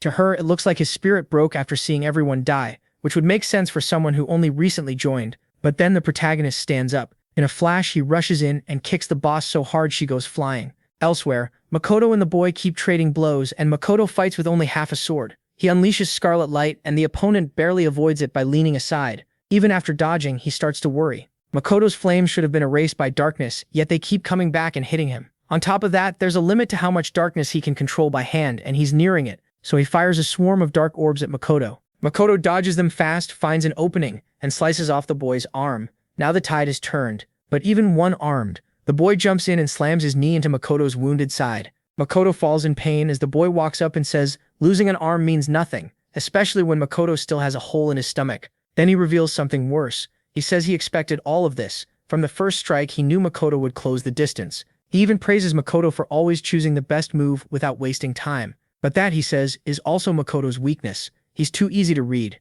That's why he'll lose. Then he reaches into his bag and pulls out a book, claiming Makoto's defeat was written in it from the start. Makoto's eyes widen when he recognizes the Book of Doom. The boy opens it and reveals the truth. If one group exists to stop prophecies, then of course another exists to make them happen. Makoto is stunned. He never knew such a group existed. Then the boy reveals who he is, one of the 12 apostles of the apocalypse, the 12th of darkness, the one chosen to fulfill the prophecy. Still shocked, Makoto asks why he wants to bring ruin to the world. The boy flips through the book, smirks, and asks if telling him would earn forgiveness. That mockery enrages Makoto, and he swings with everything he has. The strike nearly cuts through the boy's shoulder. Makoto believes he can still win. The boy seems low on mana, and his body is reaching its limit. Makoto calls on the red dragon form. Sure, this will finish the fight. But the guy, even with his shoulder almost cut off, is still standing and says Makoto is the one who's done. Then he pulls out a potion and drinks it. A bright flash bursts out, blinding Makoto. Then a heavy punch comes flying through the light. Makoto is slammed straight to the ground.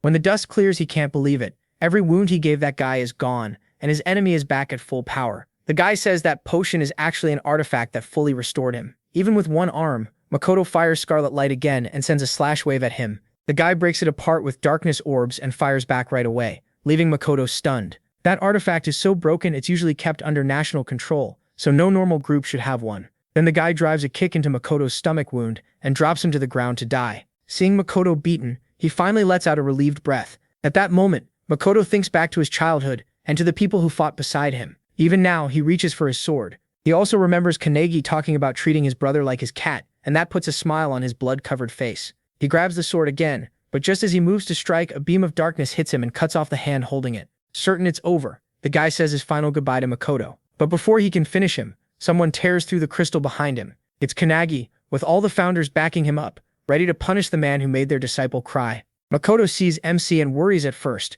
but then he feels something else coming from him. The guy notices it too. He no longer feels like an easy target. He feels dangerous, uneasy now. The guy warns him not to move and threatens to kill Makoto. Before he can do anything, his arm is sliced off in a flash. He's stunned and can't even tell what just happened. Kanagi only swung his sword from far away, and the force was so strong it even dulled the blade. The founders are shocked that one swing wore it down that much. Then the alchemist founder steps in and makes several new weapons for the protagonist. With nothing but revenge in his eyes, Kanagi tells every founder to go all out on the guy. Meanwhile, the guy regenerates his arm completely. That surprises Hinoki. The mage founder says it's reversal, a skill she never thought a modern awakener would have. She guesses the artifact is healing him over and over until its power runs out. While she explains, MC fires an arrow straight into the guy's head. He never saw it coming. But the wound closes up at once. One founder asks how they're supposed to kill him. The mage says they have to keep killing him until he finally stays dead. The guy casts his darkness spell while Kanagi knocks another arrow. When he lets it fly, the darkness tries to stop it, but the arrow punches through and hits the guy in both the chest and head.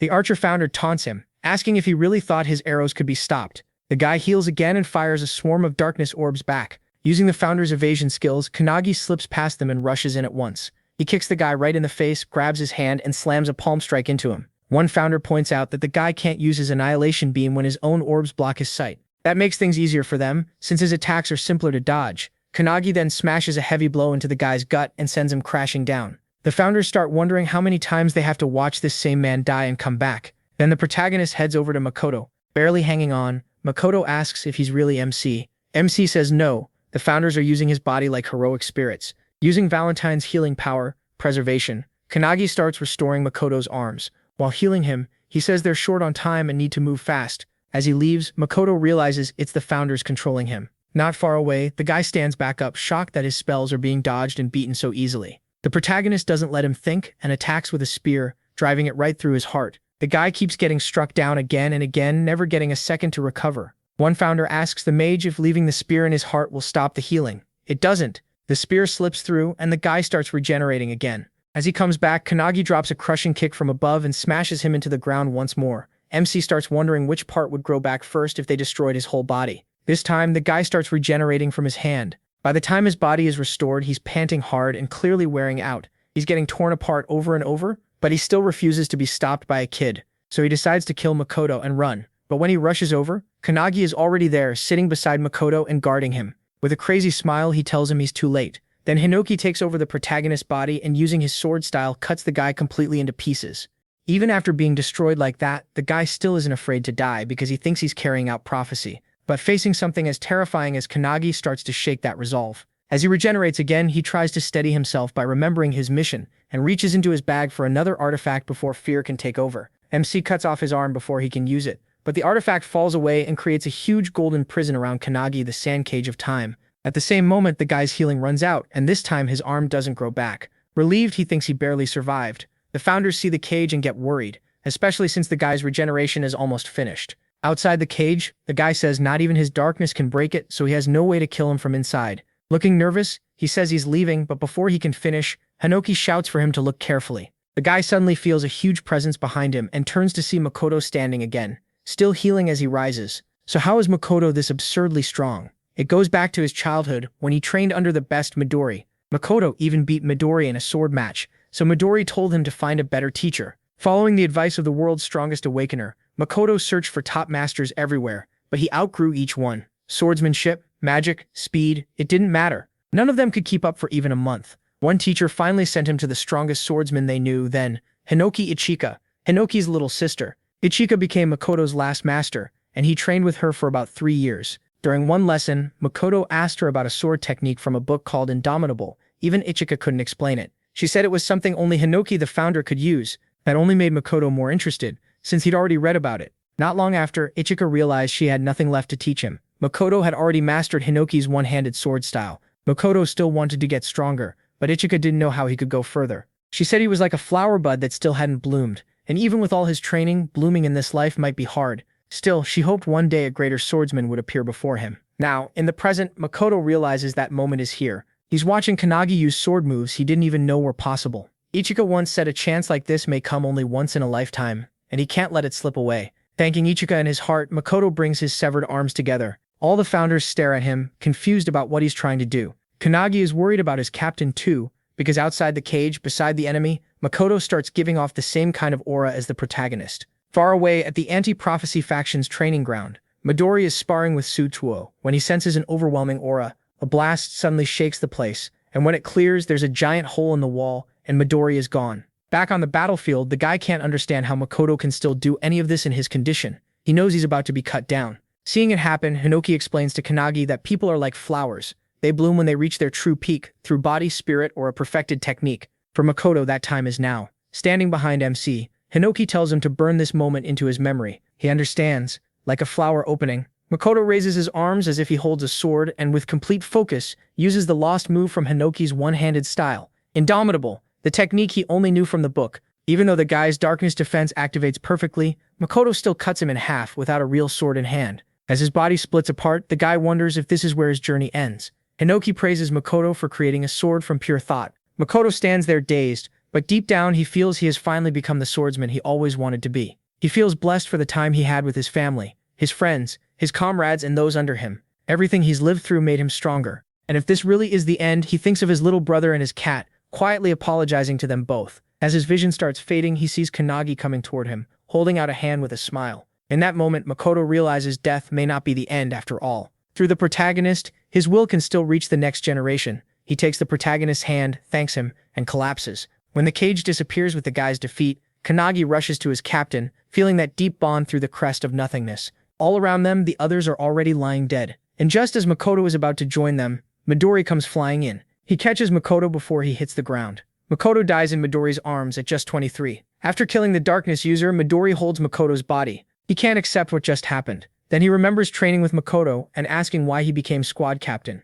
Midori told him that in the anti-prophecy unit, Makoto was second only to him. If Makoto really went all out, nobody could stop him. So Midori asked why someone that strong didn't just fight alone. Makoto was caught off guard and asked if Midori thought he couldn't work with others. But to Makoto, his team meant more than anything. He just didn't know how to put that into words. Right then, his teammates called through the security camera. Jakaru was fired up because Kuzushiro had just cleared his level 2 assignment. Kuzushiro was thrilled too, and said he wanted to tell the captain first. Jakaru then suggested they all go get lunch. Watching them joke around and celebrate together, Midori was stunned. Makoto then admitted he truly cared about his squad, and even if he got hurt in battle, he'd still be glad if his comrades were with him. Back in the present, Midori cradles Makoto's body and says that wish came true. Even if most of the squad is gone, 2 of them are still alive. With tears in his eyes, Midori closes Makoto's eyes and says he fulfilled his duty as a leader. Midori knows he couldn't have done the same, but Makoto did, and did it with honor. Nearby, Kanagi lies on the ground. The founders stand behind him as darkness starts swallowing his mind. The mage says it's probably because MC blames himself for the station's destruction and for not being strong enough. The founders all know this pain too. They've each lost comrades, friends, and family, and many of them, like Hinoki, never truly recovered. Hinoki walks up to Kanagi, who is kneeling there in despair, and calls out to him, but he says he doesn't want to fight anymore. His heart feels shattered. He believes that if the founders had fought from the start, no one would have died. Trying to grow stronger for others only turned him into a vessel for them. Hinoki tries to answer, but the protagonist is drowning in his own thoughts. In his mind, he feels the hand he shared with Makoto burning like fire. He understands that Makoto trusted him to carry on what he left behind. That brings tears to the founders' eyes, but Kanagi's next words stun them. He says he doesn't just want to surpass the founders anymore. He wants to go beyond them every single moment. Then a bright beam of light strikes MC. He declares his resolve. From now on, he won't let anyone else die. 1 month later, at Mount Mitake in Nagano Prefecture, Suo spars with him in hand-to-hand combat, throwing punch after punch, but he avoids every one. The protagonist fires back with a penetration attack, and even though Suo blocks it, the impact sends a shockwave behind him. MC is shocked that Suo redirected the force so easily. Before he can think more, Suo attacks again. This time he is ready, and uses Aikido to toss Suo around. Su throws a kick in midair, but Kanagi blocks it and answers with a heavy kick of his own. Right before it lands, a loud shout stops them. It's Ichika. So how did things end up like this? The destruction of Makoto's squad left a huge wound in the anti-prophecy unit. At the funeral, everyone was grieving, but Su stood in front of his brother's photo without moving. Later, Kanagi saw him leaving Makoto's room with some books and a cat. The protagonist recognized the cat as Oribe, the one Makoto always mentioned. Sama was surprised MC knew about the cat, since even he hadn't known. Before going into Makoto's room, Sama had no idea about the cat, the books, the clothes, the food, or even what his brother had been thinking. He only learned all that after sorting through Makoto's things. Kanagi then noticed Sama was carrying a stack of diaries. Makoto had left them for his brother, in case he died. They recorded his training, missions, and daily life, but Sama found something else in them too. Nearly every entry ended with Makoto worrying about him, how Suo was doing, the cold weather, his progress, and little events in his life. Reading those entries alone in his room, Suo collapsed to the floor in tears, realizing everything his brother wrote came back to him. As Suo told Kanagi all this, he shared that Makoto always talked about Suo and Oribe too. That made Suo tear up again. He then says he wants to get stronger so his brother won't have to worry about him anymore, even from heaven. After that, the two of them went to Ichika for training. She was cautious at first until they explained that Suo was Makoto's brother, and that Makoto had died in battle. That shocked Ichika, but she stayed calm. Then both Suo and the protagonist asked her to make them stronger. Back in the present, Ichika is amazed by how much they've grown, especially Suo. Kanagi asks about his own progress, and Ichika lets out an annoyed sigh. She says she has nothing left to teach him because he already knows too much, then jokes that she should be asking him for lessons instead. She kicks a stick toward them both and grinning wildly says she is the sword, so they should come at her. Both of them rush in with Suo attacking head-on and MC striking from above. As they fight, MC swears he'll keep getting stronger and become the strongest awakener in the world. Meanwhile, in London, England, a man in a hat and coat walks alone through the night. As he turns into an alley, someone identifies him as Quatre, one of the 12 apostles of the apocalypse. Quatre recognizes the person facing him too. It's Midori. Midori coldly demands the location of Quatre's base and comrades, warning that anything else will get him killed. Quatre instantly pulls out his strange heart-shaped pike and tells Midori to try him. A burst of blood suddenly sprays from the alley, and Midori walks out untouched. Outside, other anti-prophecy members are waiting. Midori hands them the book, then turns away and says 7 are left. That gives them 5 books total, meaning they've already killed 5 of the 12 apostles of the apocalypse, and Midori is already moving on to the next target. Inside anti-prophecy's top-secret facility, the Hunt of Everlasting Secrets, someone presents Midori's recovered book to an old woman. She is Io, the superintendent of the anti-prophecy unit. The man delivering the book says it came from Midori, and explains that these are prophecy books taken from the 12 apostles of the apocalypse. He is Tengen, Io's assistant. Another assistant, Shiki, is there as well. She suggests the books may all be pieces of one larger book that was split apart. Io opens the book and says the real problem isn't killing the apostles or collecting the books. The bigger issue is Midori acting alone, and Makoto's death seems to have scarred him deeply. Hearing that, Shiki asks what they should do. With a smile, Io tells them to leave Midori to her, and says she'll make tea for him when he comes back. Then Tengen and Shiki suggest that since Makoto's squad is gone and left an empty spot in the anti-prophecy unit, they're willing to form a new squad under their own command. Io goes quiet and thinks it over. Meanwhile, near Tokyo, a rank 2 prophecy called Rebellion is breaking out. Its boss is the God of Down. Anti-prophecy members are fighting the prophecy's troops, but they're having trouble taking down even a few. In panic, they call for their captain, Hibiki. Hibiki, captain of the Hibiki Setsuna squad, steps forward. To her, these enemies are boring and easy. She glances back at Akane, who is training with her squad, and asks if she can handle it. Akane activates her Trismegistus spell, forming a huge mass of mercury. She tells everyone to stay back and spreads the mercury across the ground toward the troops.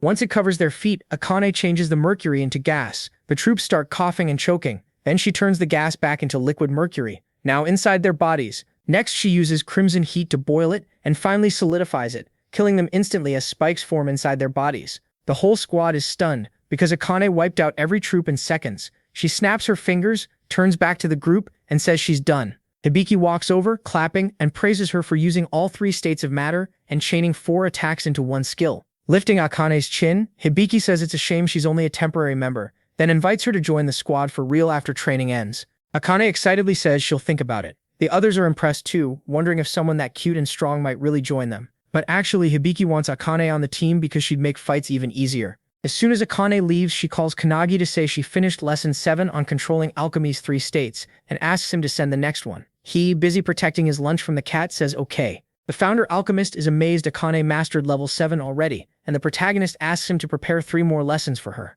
He happily agrees. Kanagi tells Akane, and she thanks him. She also says Hanada has already reached Lesson 8. In Tokorozawa City, Saitama Prefecture, a rank 2 prophecy called Earth-Eating Beast appears, led by Sphinx. Hanada goes after the boss and destroys it with one lightning kick, clearing his level 8 lesson. The captain of the Todoroki squad praises Hanada and asks him to join their team. Like Akane, Hanada says he needs time to decide which squad to join, then asks her what she thinks. Akane grins and says it doesn't matter which squad he picks, she'll beat them anyway. Kanagi, still on the call with them, is glad they're both getting stronger and says he should start training harder too. That makes Suo complain that Oribe always sticks to MC instead of him, and he tries to pull the cat away. Then Akane brings up a rumor about a new squad. Since he hasn't heard, she explains it's being made to replace Makoto's squad, and the captain will be chosen from the member with the best results. The protagonist doesn't think much of it, but Akane isn't focused on the captain choice. She wants to know if Kanagi plans to make his own squad. At first, he treats it like she's joking. Then he suddenly stops, realizing how serious that idea is,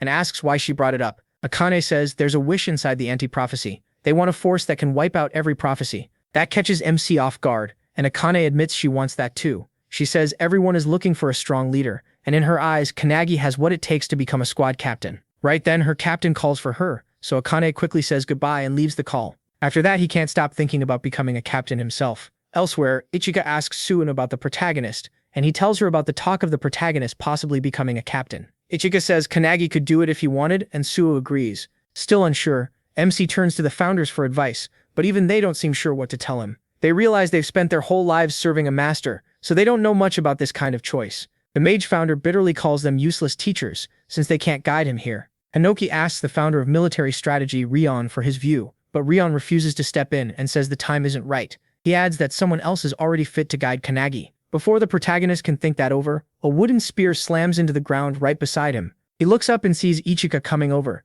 telling him to stop overthinking and keep training. With a wild grin, she challenges him to use Flash Step on her. Kanagi accepts, jumps down from the rock, and uses Flash Step. He mixes it with Ripple Step so he can land lightly. Ichika is amazed and starts wondering who MC really is. To her, no normal awakener should reach this level in only 6 months. He laughs, remembering all the times Hinoki pushed him through brutal Flash Step training and how often he failed. But the memory ends fast when he feels energy rushing at him. Ichika charges in with her wooden staff powered up and he barely slips away. Her strike splits the rock behind him in two. Seplisryu is left speechless. Ichika tells Kanagi she doesn't care if he's distracted. She'll make him focus. A little tense now, the protagonist steadies himself and fully locks in. Inside him, Hinoki realizes Rion meant Ichika was the one who could guide MC. The mage founder also sees that Ichika is insanely strong for a modern awakener, just like you'd expect from Hinoki's line. Hinoki denies having kids and says she might be tied to his brother instead, but he still admits she's strong. After all, she trained Makoto. That means she could be a true successor. But then Hinoki notices her using a move called Skyfall, one he's never seen before. It fires an electric blast at Kanagi, and he narrowly avoids it. From that one attack, he realizes Ichika is fighting him seriously. She rushes in again and follows with her purgatory sword technique, sending a heavy strike straight at him. Hinoki watches in excitement, realizing Ichika created a new move by sharpening everything passed down to her. Kanagi dodges again, and Ichika is impressed. He's never seen this technique before, yet he's still got clear. She praises his one-handed sword style, saying it looks a lot like the founder's. That shocks the protagonist, and before he can answer, Ichika says maybe he's been worrying about whether he can ever become as strong as Makoto. MC freezes. That is exactly what's been bothering him. Suo is stunned too after hearing it. Kanagi grips his sword tighter. He remembers seeing Makoto's power for himself and how amazing he was as a captain. That's why he keeps wondering if he'll ever reach that level. Then, to his surprise, Ichika tells him he doesn't need to become Makoto. She suddenly shouts for him to focus, pours in her energy, and unleashes Tengu Dance, creating a huge water tornado. She says that move was built by later masters, who kept developing the founder's style. They may never match the founder because the gap is too huge, but they kept chasing that peak and got closer little by little. Kanagi finally gets what she's saying. Ichika admits she doesn't fully know how great Makoto was, but from what she saw, he had to be an amazing leader. She says the protagonist won't be the same as Makoto at first, but if he keeps sharpening himself, he can absolutely reach that level. Pointing her wooden stick at him, she tells him not to try to copy Makoto. Instead, he should walk the path that was left to him. Those words make Kanagi remember the day Makoto shook his hand. Looking back on that moment, he understands he needs to face forward instead of measuring himself against someone else. Ichika smiles and says that for that future, she'll train him herself. After that, they throw themselves into brutal training for 2 weeks. Then, at Anti-Prophecy headquarters, Hibiki and Todoroki look over the list of new squad captain candidates. The recommendations came straight from the superintendent. Kanagi and Ichika are both on it. Some people think those picks are strange. Outside the building, a shadowy figure talks on the phone saying they've already infiltrated the facility and that the new captain exam starts in 3 days. Holding the Book of Doom, the figure declares they will become the Anti-Prophecy's next squad leader. That person is Eva, one of the 12 apostles of Apocalypse. Eva has a skill called Heavenly Demon that lets her take the place of anyone she kills. Her plan is to become captain of the new squad and destroy the Anti-Prophecy from the inside. While Midori keeps hunting the 12 apostles and has already taken down over half of them, they know they can't beat him head-on. So they've chosen to tear down the Anti-Prophecy from within, because they'll do anything to complete the prophecy. 3 days later, the captain selection exam begins at the Anti-Prophecy's grand training field, and all the candidates gather. The instructor announces there will be 4 tests. Only 4 people can move on to the final round. Each test uses points. First gets 3, second gets 2, and third gets 1.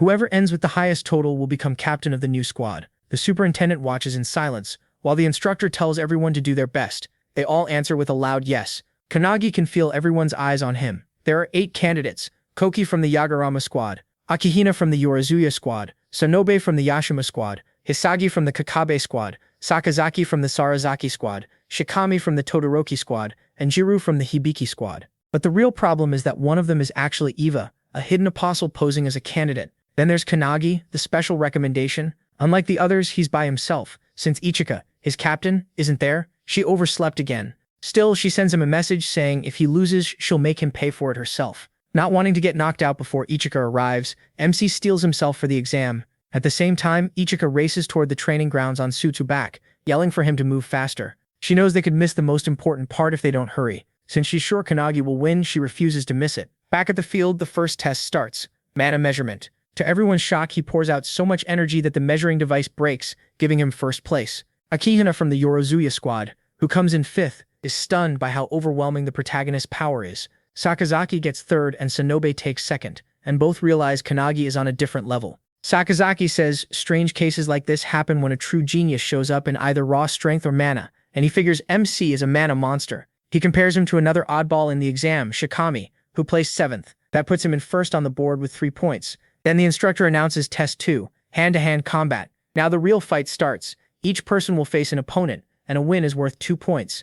As the first matchup is called, Shikami raises his hand and asks to fight the protagonist. He's known as the strongest regular member in hand-to-hand combat, and is considered an irregular too. When he was only 2 years old, monsters from another dimension appeared around him. Even as a baby in a cart, he killed them all by himself, shocking his mother. He protected her and became a legend. From the crowd, Hibiki accuses Todoroki of cheating by putting Shikami into this test, but Todoroki says using his strongest fighter is completely fair. He points out that Shikami has both huge magic talent and absurd physical strength. Todoroki proudly says he's trained Shikami ever since he joined the squad, and no one has ever beaten him in hand-to-hand combat. Hearing that, Hibiki wonders if the match will be over in an instant since Shikami is almost impossible to beat up close. When the fight starts, Shikami walks up to Kanagi and asks if he's really been giving Hanada lessons. Thinking of the founders, MC answers that he's only the messenger. Shikami doesn't get it, but says someone is clearly guiding Hanada from behind the scenes, and Hanada is already a super genius. Shikami says Hanada would reach that level even without him. He just nods and agrees.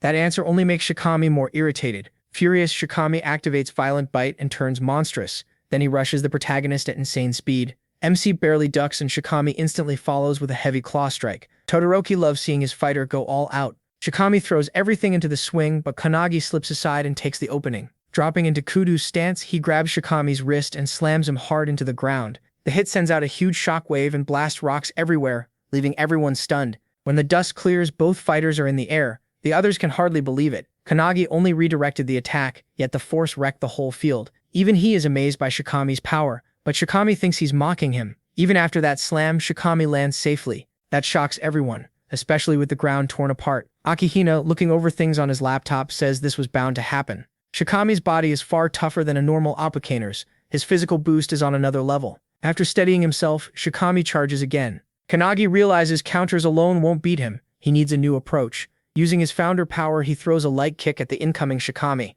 Then he multiplies it with his penetration technique, Luminance Kick, hitting Shikami over and over in midair. Everyone stares in shock as Shikami crashes down, defeated. The instructor steps in at once, stops the fight, and gives Kanagi the win along with 2 more points. The other squad members are stunned. The protagonist just beat Shikami with pure close combat, even after Akihina called him an irregular. Now Akihina is typing furiously, caught off guard by how strong MC is in hand-to-hand combat. He thought he would get taken out on his own, but now he is clearly a problem for his plans. When Shikami wakes up, he's shocked to find Kanagi using a spell on him. The protagonist calmly explains that he's healing him. That only confuses Shikami more. MC has crazy mana, crazy strength, and now healing too. Still trying to process it, Shikami asks if there's anything he can't do. That question brings him back to the time he tried and failed to save the fallen Makoto squad. After healing him a bit longer, the protagonist says he should be able to stand now. While they're talking, a loud blast suddenly sounds nearby. Kanagi looks over and says that's the final hand-to-hand match. Shikami panics, thinking he was out for a long time,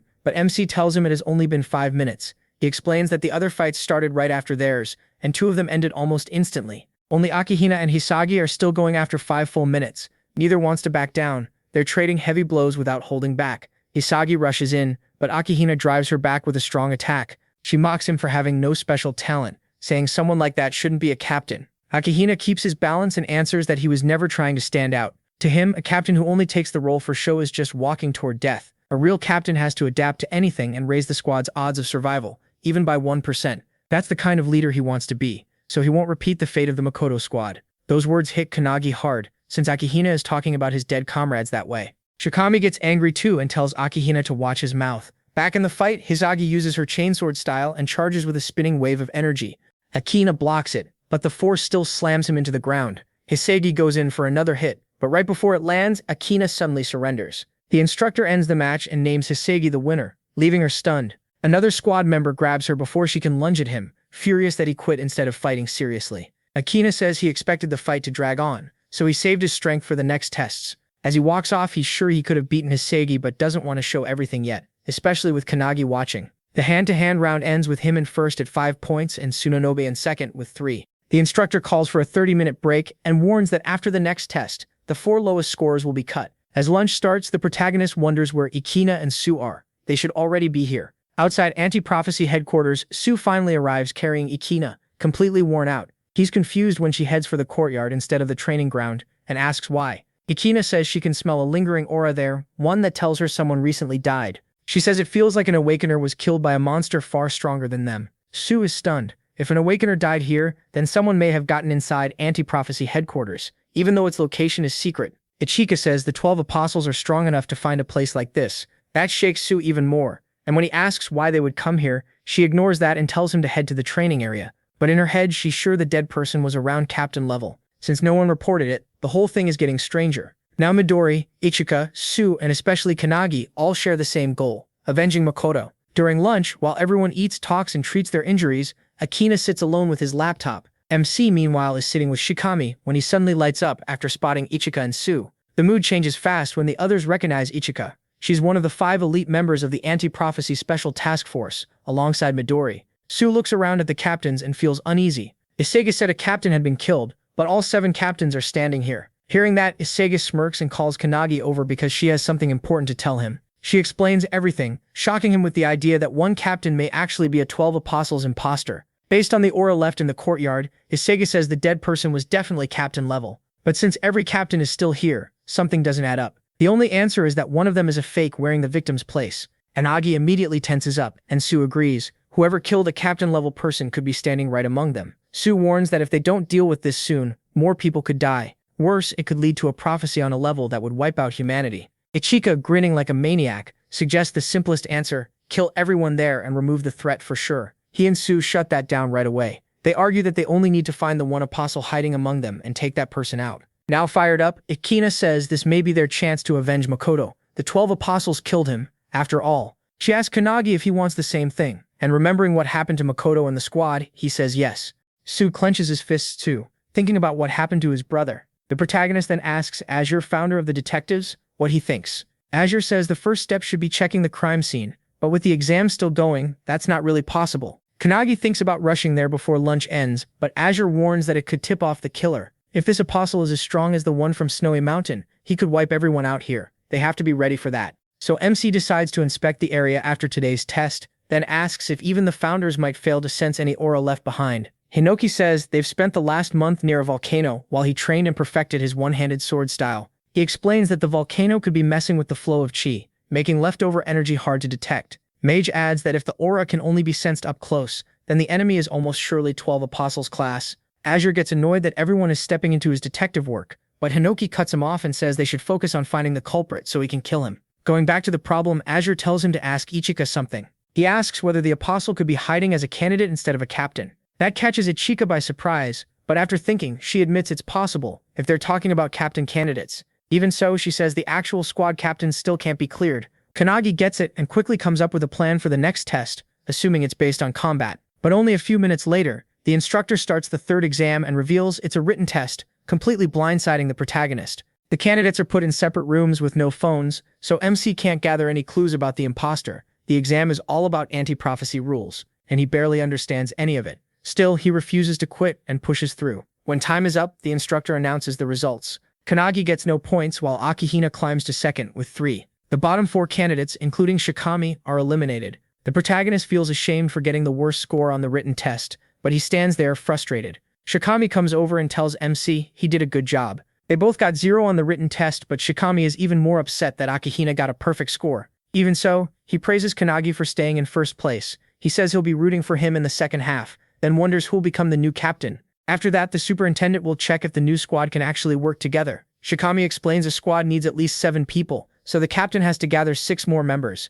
He tells him to start thinking about who he'll pick once he becomes captain. Then he puts a hand on the protagonist's shoulder and offers to join his squad, bragging about his strong body. With a grin, Shikami walks off and wishes MC luck in the rest of the exam. Once he's gone, Azure tells him to go check the crime scene. But the way he says it makes him realize Azure already knows who did it. Azure confirms it, but says he still needs hard proof before he can officially name the culprit. Then he says it's time for them to strike back at the 12 apostles. The mage goes over everything that's happened and mentions that Detective Azure has been helping the protagonist think through the case. Hinoki gets annoyed by how roundabout she sounds, but she's clearly doing it to keep things light. At the crime scene, Azure steps in for MC and starts investigating. Just like he thought, all the clues match his theory. Now that the victim is confirmed, he knows exactly who the killer is too. Hearing that, Hinoki realizes their enemy really is one of the 12 apostles, and that he may have the Book of Doom, just like the last apostle. The mage asks what they do next, but before Kanagi can answer, he feels a sudden wave of power and gets pulled into a cloudy world. There, he meets an old woman who just says she's a random granny passing by.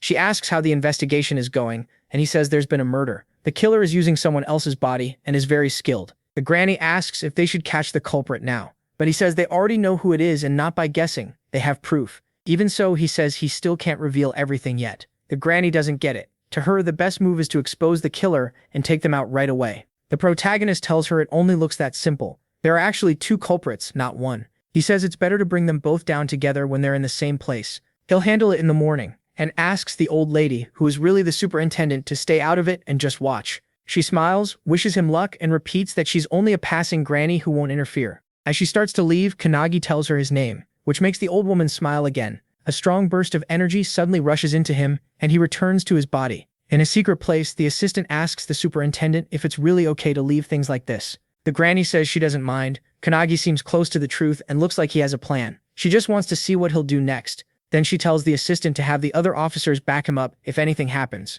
The assistant agrees but says she didn't find anything special even after checking the leftover traces. Still, the superintendent chooses to trust MC. The assistant can't understand why she believes in him so much. The granny says it's because of the confidence and resolve she saw in his eyes. The next day, he walks through the woods when Shikami joins him and explains the next test. This one will judge how well they could act as squad captain. Shikami says Akihina will probably lean on strategy, but he's still cheering for Kanagi. The protagonist thanks him, then suddenly asks why Shikami threw the exam on purpose. After a short, creepy pause, Shikami turns to him and says he changed his plan halfway through. Instead of becoming captain, he'd rather work his own way under a strong one. Kanagi eyes him suspiciously and says he did it so he could wipe out all the squad's promising members. Ichika is nearby too, hiding in the trees as backup. Shikami doesn't deny it. He says he has no problem killing someone if it's needed for a replacement. He explains that in the third test, he couldn't write anything because his brain could only pull out what was already stored there. That's why he scored 0. Calling himself an idiot, he says it would be easier to just get rid of Akihina's body instead.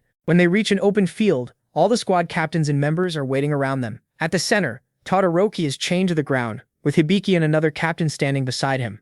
Still wearing her usual smug attitude, Hibiki calls Shikami Mr. Apostle and tells him to introduce himself. Knowing his cover is blown, Shikami drops the act, lowers his voice, and reveals he's really Eva, the 9th apostle. Eva explains that her power lets her pull information straight from a host, and says she chose Shikami because he had the best body among the candidates.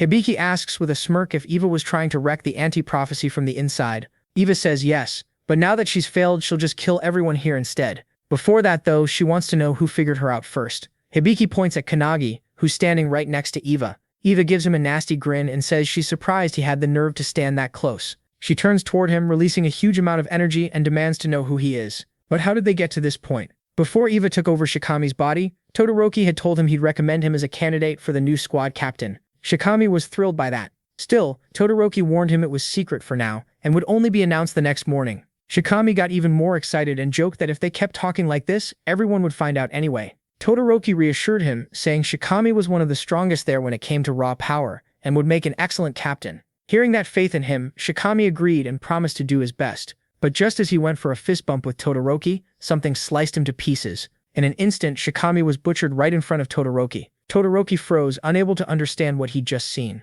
Then a deep voice rang out, mocking Shikami for being so weak and asking if this was really the level of an anti-prophecy captain candidate. The voice answered its own question, saying the squad only got strong because of artifacts, and the one who gave them those tools. Then the figure stepped forward, introduced herself as Eva of the 12 Apostles, and said she looked forward to what came next. Eva walked over to Shikami's corpse and used her heavenly demon skill to take it over completely. While she was doing that, Todoroki unleashed Vajra and blew her body apart with one massive punch. Breathing hard and furious, Todoroki starts tearing up, but then he hears clapping behind him. The same Shikami he saw die is standing there, praising Todoroki for killing a 12 apostle in one hit, just like his master should. Shocked, Todoroki turns and sees Shikami somehow alive. Before he can react, Eva, now wearing Shikami's form, cuts him in half. With a cruel grin, Eva activates the necromance dance artifact and turns Todoroki into a corpse slave under her control. Now controlled by Eva, Todoroki agrees to serve her and starts to call her Eva, but she slaps him hard enough to nearly knock him over. She corrects him and says to call her Shikami so nobody will suspect her disguise.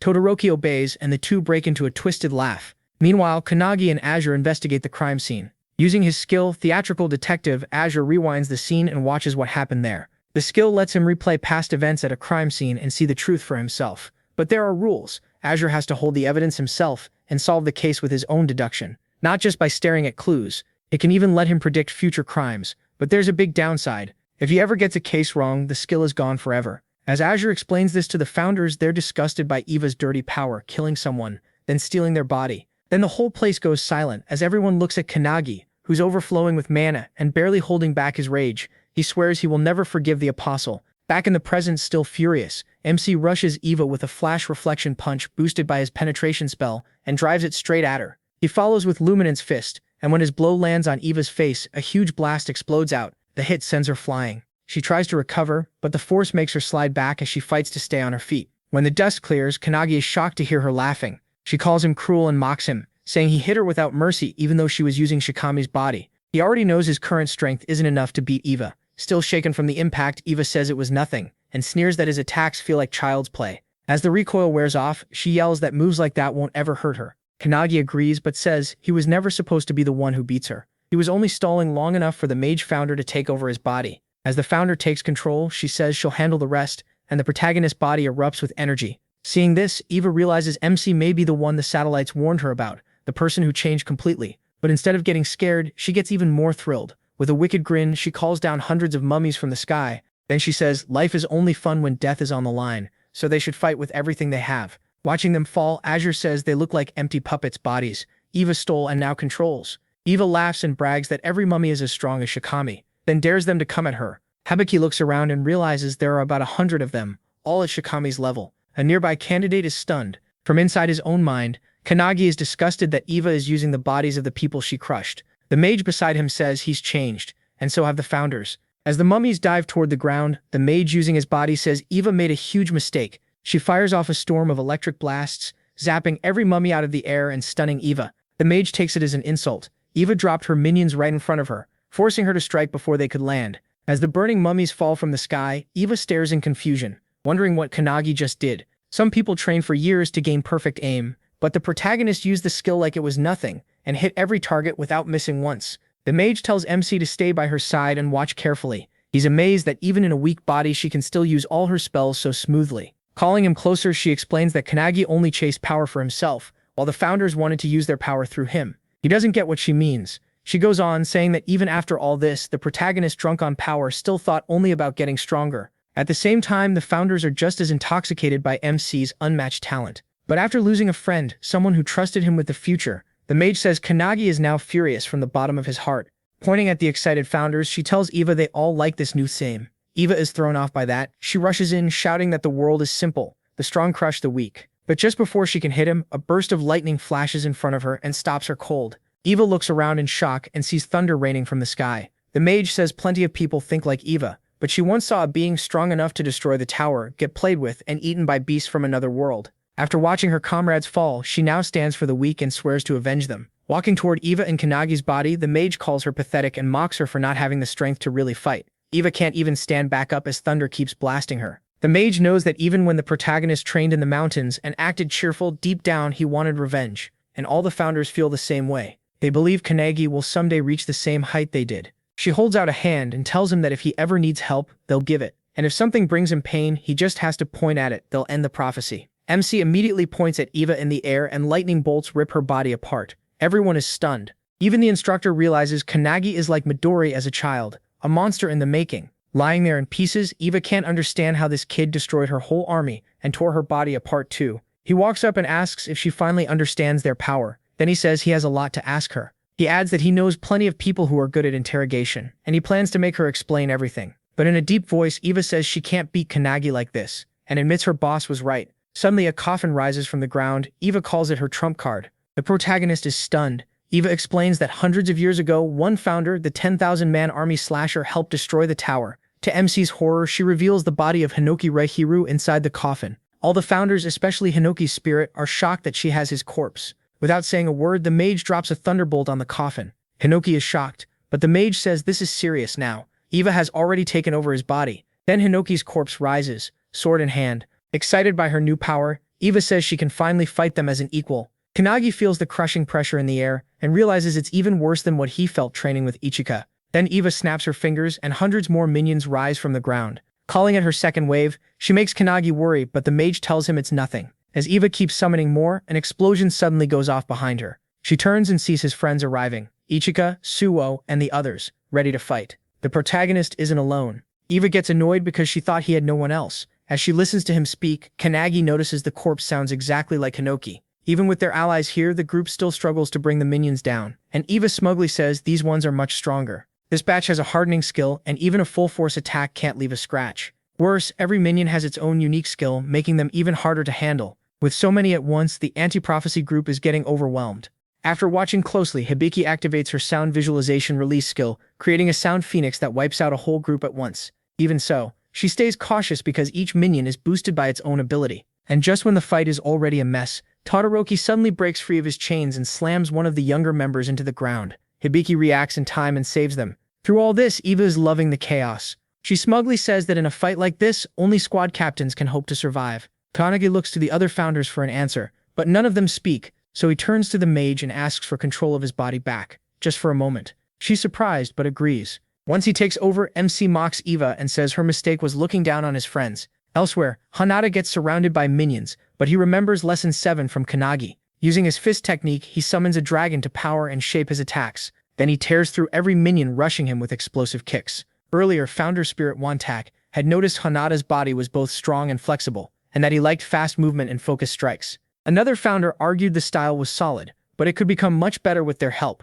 Now Hana puts all of that training together, moving like a snake and crushing minions from every angle with clean, sharp blows. At the same time, Akane braces herself for the swarm charging her. She remembers Kanagi's advice about transmute, turning something flawed into something perfect. She used to make only cheap, weak weapons, but now she's gone far beyond that, forming stone golems straight from the ground. That was Lesson 8, and with it, she can smash through even the hardened minions. Kanagi asks Hinoki about Suo, but Hinoki says Suo is doing just fine. He may not be as gifted as his brother, but he has talents of his own. Right now, he's using Hinoki's one-handed sword style with Skyfall, cutting down a whole pack of minions in one swing. Then he mixes it with Calendula, making a flower-shaped slash that hits a wide area. She watches with pride, impressed by how smoothly her student is mixing techniques and skills. Even so, she still thinks Kanagi's combos are on another level. While cutting through minions and thinking that over, she suddenly notices a huge fire tornado in front of her. That can only mean his fight with the 12 apostles has already started. But when she looks closer, her shock grows. Kanagi is fighting the legendary founder Hinoki.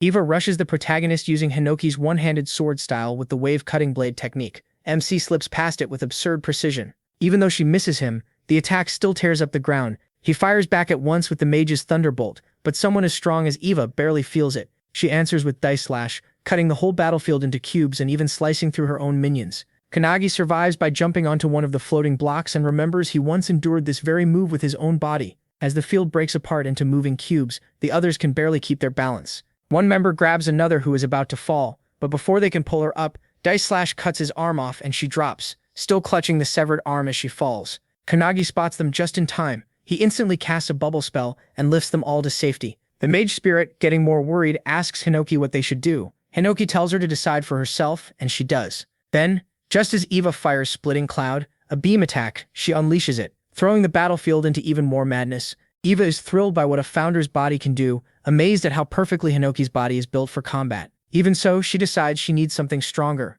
so she activates Hinoki's secret art, Indomitability, and moves in to strike. But Kanagi shocks her by catching the sword with his bare hand. Hinoki's spirit isn't impressed, and the mage mocks Eva, saying that even with Hinoki's body, she's still weak. Hearing that, Eva snaps and demands how a founder's body could ever be called weak. Wanting more power, she digs through Hinoki's memories for a stronger move. But the deeper she goes, the more her eyes fill with tears, like she found something horrifying. Those tears come from the flood of Hinoki's past, from when he was still alive in the Age of the Towers. Just seeing it nearly drives Eva insane. In that memory, Hinoki cuts an entire tower in half with one swing. But after battles like that, he only becomes colder and more distant. Eva can't understand how a human could reach that kind of skill and wisdom. Hinoki's memories are packed with destruction, bodies being cut apart, monsters falling by the dozens, even the sea split open, and wounds carved into the planet itself. The weight of those memories crushes Eva's spirit, and she starts falling apart under it. She panics, wondering where to go and how to become stronger. But it's too much. Her soul starts cracking like it's about to break for good. Hinoki's spirit just shrugs and says Eva's soul can break if it wants. Another founder quickly warns that if that happens, she'll go berserk and attack everything nearby, and that's exactly what happens. Eva's spirit shatters. A terrible scream bursts out of her, so strong people can feel it all the way in Takasaki. The shock makes officials order an evacuation right away. People check their phones and learn the aura is coming from Nagano, nearly 100 kilometers away. Even from that far, the shock waves still hit them, and panic spreads. Some think the world is ending, others think a monster has appeared. Back at the battlefield, Eva keeps screaming and rocks start floating as her aura slams down on everyone there. The weaker fighters cough and collapse, crushed by the pressure. Seeing that, Kanagi calls out to Hinoki, but Hinoki stays relaxed and says he already left this to the mage. Mage agrees. As Eva walks toward the protagonist, Mage lifts her sleeve and shows the seal of truth on her arm. Calmly, she says that if she has to use Kanagi's body, she'll end this in one hit. The moment she releases the seal of truth, MC's body starts pouring out huge energy. Akane can hardly believe what she's seeing. The alchemist spirit inside him tells him and Akane to watch closely. Whether it's magic or alchemy, he says, they both chase truth, and right now, he is about to reach one piece of it. As he speaks, matching seals spread across the protagonist's arms, just like the ones Mage once had. The alchemist spirit wonders if Kanagi's body can handle these fragments of truth, or if it'll break under the strain. By now, Eva's soul is already in pieces, and only the leftovers of it are moving her body. Still, that body keeps moving on instinct, like a wild beast.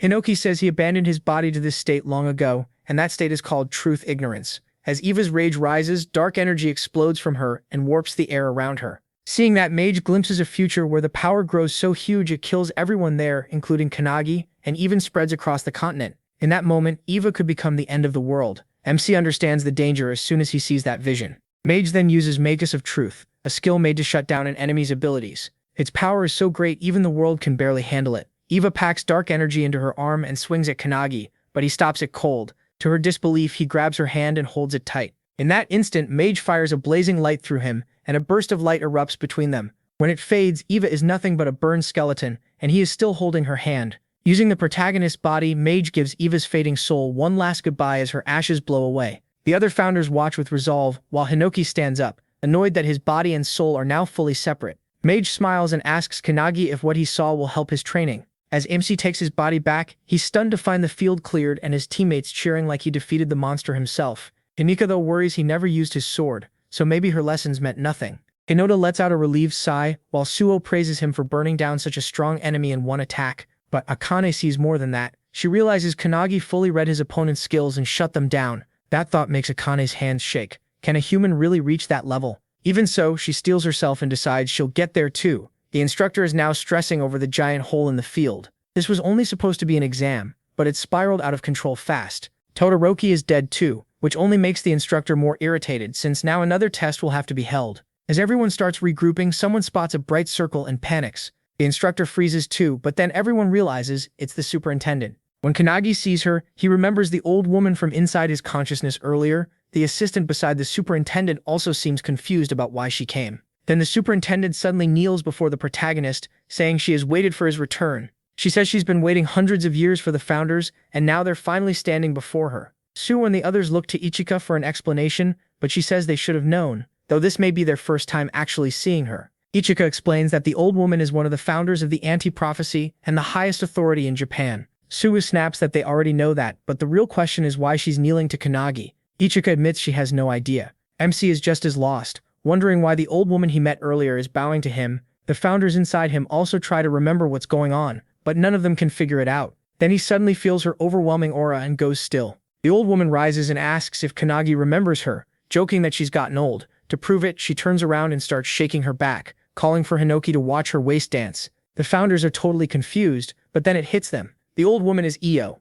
Hinoki quickly tells Kanagi to switch with him. Once he does, Hinoki greets her, and that stuns everyone nearby. The assistants immediately step forward, taking it as an insult to their superintendent. Furious, they say they'll kill the protagonist and restart the exam. But Ao, still dancing with Hinoki, tells them to back off because everything is fine. Hinoki rubs Ao's head and jokes that she's really turned into a granny. Hearing him talk like that, Ao remembers he spoke the same way long ago, when she was with them. After a while, everyone starts fixing the training grounds and getting themselves together. Later, deep inside the anti-prophecy, in a hidden place called the Hut of Everlasting Vision, Kanagi is amazed by the garden. Io explains that because she can't show herself often, a barrier is usually placed around the area so she can live there in peace. MC asks if she knows all the founders, and Io starts telling her story. She says she was an orphan whose family died during the era of the towers, and the founders saved and raised her. Kanagi is shocked she was only a child back then, and when Io says it was 300 years ago, he's even more stunned to learn she's over 300 years old. Then she reveals she stays young by using an artifact that stops time as long as she remains inside headquarters. The moment artifacts come up, he remembers them. Hinoki's spirit explains to Valentine that the artifact works a lot like her preservation skill. Valentine agrees and says that at her peak, she could have done the same thing. Still, she wonders where Ao got something that strong. Ao explains that the anti-prophecy has a secret division that collects artifacts, and almost no one knows it exists. Recently, their storage site was attacked, and many artifacts were stolen. Because of that, a special team was made to recover them, and Midori is part of it. The detective founder inside Kanagi suspects the 10 apostles were behind the raid, which would explain their strength in the modern age. The protagonist is amazed by how fast the detective figured that out from so little. The detective then says that when Eva mentioned her boss was the one giving her artifacts, he checked her memories and confirmed it. Another founder points out that instead of finding 12 awakeners stronger than Makoto, it would be much easier to boost average ones with artifacts. Hinoki agrees, saying the two enemies they fought before weren't as strong as Makoto. Inoki agrees too, adding that they didn't even know the 12 apostles existed until the raid happened. She says the apostles now hold the same kind of power as the anti-prophecy's greatest enemy, so they can't be ignored. They're doing everything they can to find the leader, but Midori may reach them first. That revelation shocks Kanagi. Meanwhile, in Detroit, Michigan, the streets are empty, and one area looks like a war zone. A violent spell suddenly forms a tornado and slams it into the ground. At the center stands Midori, who has just learned something huge. They thought the 12 apostles had only 12 members, but there's a 13th. Watching through an orb, a man stretched out on a couch smirks, impressed that Midori arrived sooner than expected. In a cold, playful voice, he asks whether Midori wants coffee or black tea. Midori answers right away. He chooses death, calling the man by his true name, Number 0. Midori fires another turbulence beam at the floating Number 0. The blast is so huge that even far away, another special task force member, Nishina, notices it. Makoto, who's with him, says the city was already evacuated, so the damage should be fine, but he can't figure out why Midori is going this far. They barely get out in time, jumping off the building just before it's cut clean in half and breaks apart. After landing, they decide to leave Number 0 to Midori and go deal with Kamaragi, one of the 12 apostles. Meanwhile, Midori gets annoyed because even his strongest wind attacks can't break the bubble around Number 0. He wonders if it's a skill or an artifact. After finishing his tea, Number 0 steps out of the bubble on his own, taunting Midori and asking if he's done yet. Midori instantly fires back with Wall of Cutting Pearls, hurling huge rocks at Number 0 and setting off a massive blast. But to his shock, Number 0 walks out without a scratch. In front of Midori, he casually says the gap between them is like a whale and a fish. Midori quickly realizes Number 0 can defend himself even without that bubble. Looking right at him, Number 0 keeps mocking him. He says that normally Midori would be so strong and scary he wouldn't even want to face him. But now Midori is crushed by the loss of his friend. To Number 0, that makes him pathetic. He goes on, saying Midori was born as nothing but a monster built for battle. Yet even then, he still couldn't protect the people he cared about. That pushes Midori into a deep rage. Furious, he charges at Number 0 with terrifying force. His eyes fill with pure killing intent as old memories rush back. Memories from 23 years ago. Back then, deep in the mountains, Shinonome, a special task force member, stood frozen in shock. A huge burst of energy was rising from a crater, and he realized the Midori family mansion was gone. Superintendent Ao is there too, looking over what's left of the destroyed place. At the center, something is giving off incredible power. When Ao gets closer, she sees it's a baby. The aura is so overwhelming they think the whole disaster happened because this child was born. Without hesitating, Ao runs to the baby and takes cuts all over her body from the pressure of its energy. Even so, she keeps going until she reaches the child, picks it up and softly calms it down. She tells the baby everything is okay now. Feeling Ao's warmth, the baby slowly stops crying. Then the wild wind around them fades away, leaving Ichu bruised and bleeding, still holding the child. She declares that the anti-prophecy will raise him. Later, the baby is named Midori. 9 years later, Midori is a young boy getting ready to leave the facility. A teacher named Hinoki and 12-year-old Ichika try to stop him, warning that if he goes through with it, the anti-prophecy will come after him. Midori doesn't care and says fine. But when the master turns away, he quietly says that's the exact reason he let Midori live. Ichika, standing nearby, feels the tension, then suddenly starts laughing. Annoyed, the master asks what's so funny. Midori had always been absurdly strong, smashing every record and seeing everyone else as weak. Then one day he meets Makoto, who casually tosses him a wooden stick and asks if he wants to be his sword training partner. Midori is thrown off, but Makoto just smiles and offers his sword. Back then, they were the same age. So they start training together, but Midori can't beat Makoto with a sword. It frustrates him, yet he keeps asking for one more match. Makoto accepts, wanting him to learn, and Midori loses again. Frustrated, he shouts, asking why he still can't win, even when he's trying his hardest. Nishina, who's there too, says the problem might be that Midori is too strong.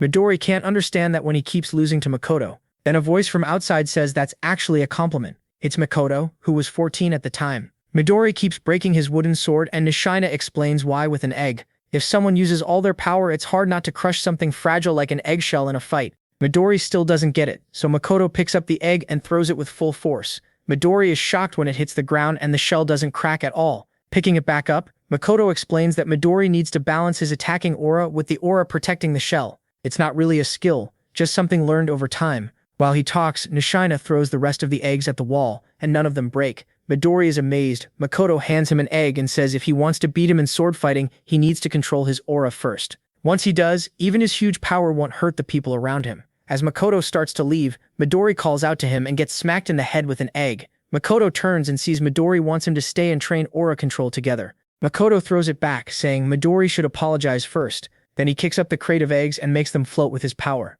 Midori tries to copy him, but all the eggs around him burst or shatter. Still, after practicing for a while, he finally throws an egg hard enough to punch a hole in the wall without cracking the shell. After that, they go back to sword training, and now that Midori can control his aura, they can spar all day without wrecking everything around them. Seeing that, Nishina and Makoto get excited too and ask to fight him next. 4 years later, Midori joins the special task force, while Makoto heads off on his own path. Midori leaves for a prophecy mission to help the European branch after hearing about a special rank prophecy called Pandemonium. He asks if Makoto is still searching for a sword master, and Makoto says yes, reminding Midori that he once said he'd find his own master. Makoto holds out his fist, saying they stand as equals. Smiling, Midori bumps fists with him and says he'll be waiting. After that, Midori lives for his friends. As long as they're alive, he'll keep fighting for them. All he ever wanted was friendship, and the 12 apostles took that from him. Back in the present, with all that in mind, Midori rushes number 0 with pure killing intent, while the man stays completely calm. But right before Midori lands the hit, number 0 pulls out a golden egg and crushes it in front of him.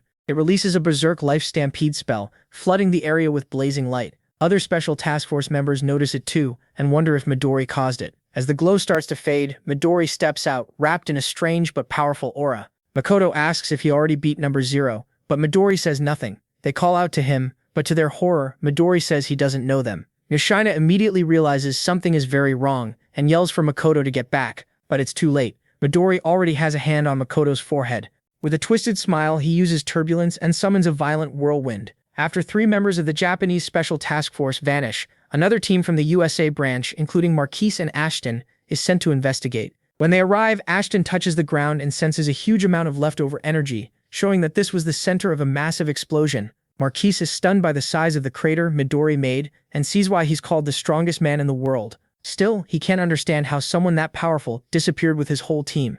Ashton has no answer either. News of Midori's disappearance reaches the Japanese branch, throwing everything into chaos. At the Everlasting Vision Hut, the assistant superintendent gets visibly shaken and can hardly believe it. Io, just as worried, asks if they really have no clue where Midori is. She asks Midori's assistant Rin, but Rin doesn't know either because the artifact linking her to Midori was destroyed. Io says the whole thing is awful. While they're talking, Kanagi arrives, now officially a squad captain and wearing the captain's cape. He's a little embarrassed by the new title, but the assistant superintendent explains that every squad captain recommended him unanimously, and since Kanagi even fought Eva, everyone believes he's the only one who can fill the hole Makoto left behind. Kneeling, MC remembers his promise to surpass the founders quickly and stop more people from dying. He thanks them for trusting him, and says he'll do everything he can to live up to the anti-prophecy's hopes. That gets Io excited, and she says she always thought he was the right pick for captain. Then her face turns serious, and she asks what he thinks about an urgent issue. Not long ago, Kanagi was still tracking down anti-prophecy members to recruit into his squad. Now he's sitting in front of the superintendent for advice, and the whole thing feels unreal. As the superintendent speaks, a door with a tiger drawing suddenly appears behind Io. He is startled, and when it opens, Io introduces 2 special task force members, Nishina and Makoto, both badly injured. She explains they were on Midori's team and are the only ones who know what happened. Makoto starts explaining that in Detroit, the leader of the 12 apostles took control of Midori's body. That leaves Kanagi completely stunned. Makoto goes on, saying the control ability seems similar to the one Eva used before. He thinks an artifact is probably behind it, though the details don't matter right now. The important part, he says, is that Midori, the man who protected his friends, has now become humanity's enemy. That truth hits the protagonist hard. Makoto adds that Midori fought the control as long as he could, giving Nishina and Makoto time to escape. Before he finally lost himself, Midori apologized and made one last request. Midori's last request was for Kanagi to defeat number 0 in his place. That leaves MC frozen, crushed by the weight of those words. The assistant superintendent puts a hand on his shoulder and says he has high hopes for him. But first, he still hasn't reached the 7-member minimum for his squad. Right now, he only has Hanada, Akane, and Suo. So his first job is finding 3 more members and fast. With no time to waste, Kanagi runs off to recruit. He spots a young member of the Hibiki squad and chases after him, begging him to join. The boy freaks out and sprints away, yelling that he's never leaving the Hibiki squad. Just when he thinks he's safe, Akane blocks his path and shows him a transfer letter signed by Hibiki. The boy can hardly believe his captain approved it. But once he reads it, he realizes it's real and reluctantly agrees to join the protagonist's squad. That gives Kanagi and Akane their 4th member. At the same time, Hana goes to recruit Akihina. His method, though, is pretty weird. He starts doing an over-the-top leg-stomping motion like it's some kind of invitation, and Akihina just stares at him. Hanada says it's the captain's order and that he wants Akihina on the team. Akihina flatly refuses, saying he's aiming for the next captain exam. A captain spot opened up after Todoroki died. Hanada doesn't back off. He suddenly throws a strong kick at Akihina to test him, but Akihina dodges with ease, showing off his strange evasive skill. Hanada only gets more interested. Now curious, Akihina offers a deal. If Hanada can touch him even once within 60 seconds in the courtyard, then he'll join the squad. Hana asks if anything goes, and when Akihina says yes, he wraps himself in a glowing dragon, ready to win. Akihina starts the timer on his laptop. Earlier, inside a limestone cave used by the anti-prophecy unit, Akihina had met Captain Surakai, who was fishing in a 17th-dimensional crack called the Underjaw. Surakai mentioned that he sometimes catches huge fish there. After noticing Akihina, he asked if he was taking the replacement exam for the Todoroki squad. Akihina said yes, but added that he wanted to be a captain who doesn't die. Todoroki told him he could still reach that goal without becoming a captain. Akihina is stunned and asks if that means he isn't fit for it. As Todoroki reels in a monster shark, he says Akihina is missing something. Back in the present, Hanada charges while Akihina keeps avoiding contact. Even when Hana gets right up on him, he still can't land a single touch. Hana quickly realizes Akihina is using some kind of dodging ability. It's Omni-Egos, a skill Akihina has hidden for a long time. Omni-Egos lets him teleport to a marked spot within 100 meters. He has to visit that place first, but once it's set, he can jump there with great speed and accuracy. No matter how many attacks Hanada throws, Akihina slips past everyone. It's a tough matchup, but Hana treats it like training because one day he'll have to face Midori. While blinking around the courtyard, Akihina asks what Hanada sees in Kanagi. Still attacking. Hana says he can't name anything special. He fires off another kick and admits he knows Akihina's idea of a good captain, someone who raises the squad's chance of survival, even by 1. Hana says that sounds noble, but he wouldn't trust a captain who puts survival above everything. That irritates Akihina, but Hana explains that people who only think about saving themselves can't reach their true goal. As he says that, he remembers his childhood, the day he found his family dead because of a prophecy. That moment made him swear to crush every prophecy. In Kanagi, he saw someone who could actually do it, and that's why he chose to follow him. Hearing that, Akihina finally understands what he's missing as a captain, being someone others can rely on. He goes back to dodging, sure he's about to win, and plans to remember this talk later. But with only 5 seconds left, Hanada starts texting someone and says the timing is perfect. Akihina is confused, and then Suo appears, using his calendula together with Skyfall to strike from above. The attack blows apart the entire courtyard. That destroys Akihina's teleport points, and Hana moves in at once. He jumps off the building and uses a flash kick to rip off a piece of Akihina's clothes. The timer hits 0, but that still counts as a touch, so Hanada wins. After landing, Sur asks if wrecking the whole courtyard was really worth it. Hanada just shrugs and thanks him for the assist. In the back, Akihina is furious, but after typing something into his laptop, he settles down and agrees to join Kanagi's squad.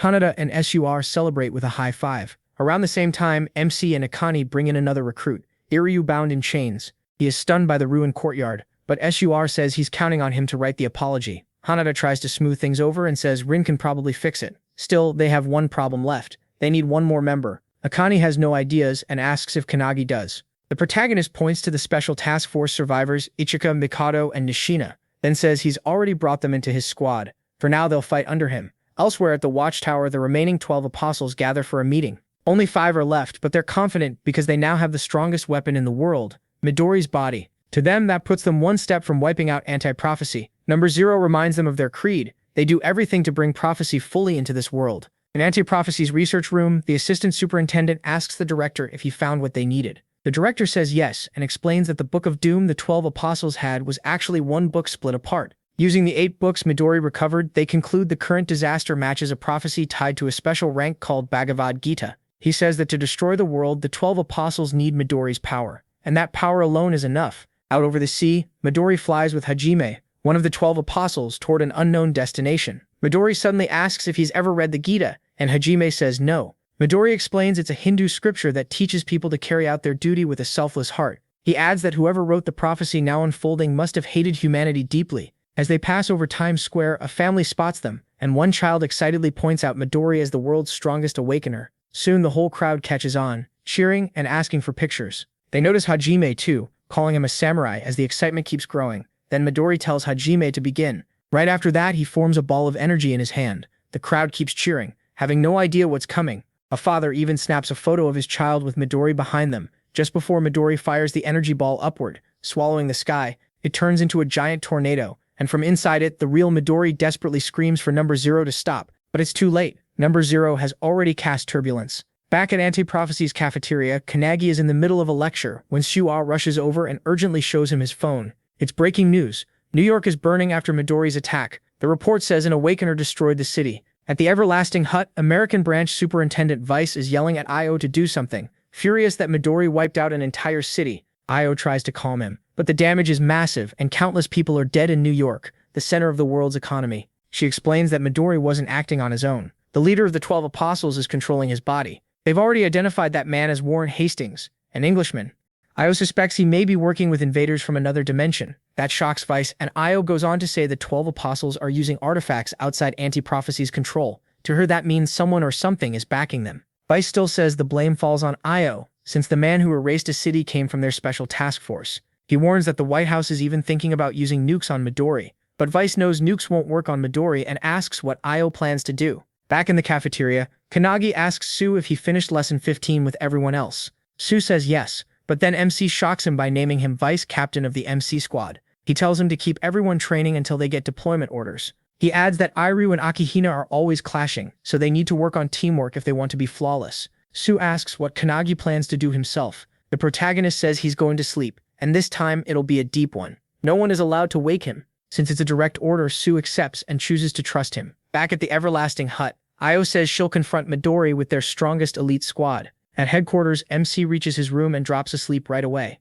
In his dream, he draws his sword and trains with Hinoki, while the other founders wait to guide him. But to Kanagi's shock, Hinoki instantly cuts him to pieces in one flash. He regenerates at once, only for Hinoki to slice him apart again. Hinoki reminds him that he was the one who asked for full power training, so now he'll be devoured. With that, Hinoki rushes Kanagi at full speed. Another founder tries to step in, but Wantak and the mage stop him. The other founders argue that this kind of brutal training may work in the short term, but the protagonist is dying far too often. If this keeps up, his soul could break apart. Still, they all know Midori is the strongest awakener of this age, and MC as he is now can't beat him. This training is cruel, but it may be their only shot at winning. The founder from before warns there has to be a limit to what Kanagi can take, but the alchemist tells her not to worry. He isn't that fragile. Even after watching the protagonist get cut down over and over, the mage still believes he'll pull through. MC apologizes to Hinoki, crushed by the pressure of just standing before him. It feels like being dropped into a freezing blizzard on a mountain. After catching his breath, Kanagi faces Hinoki again. He gets split in half in an instant.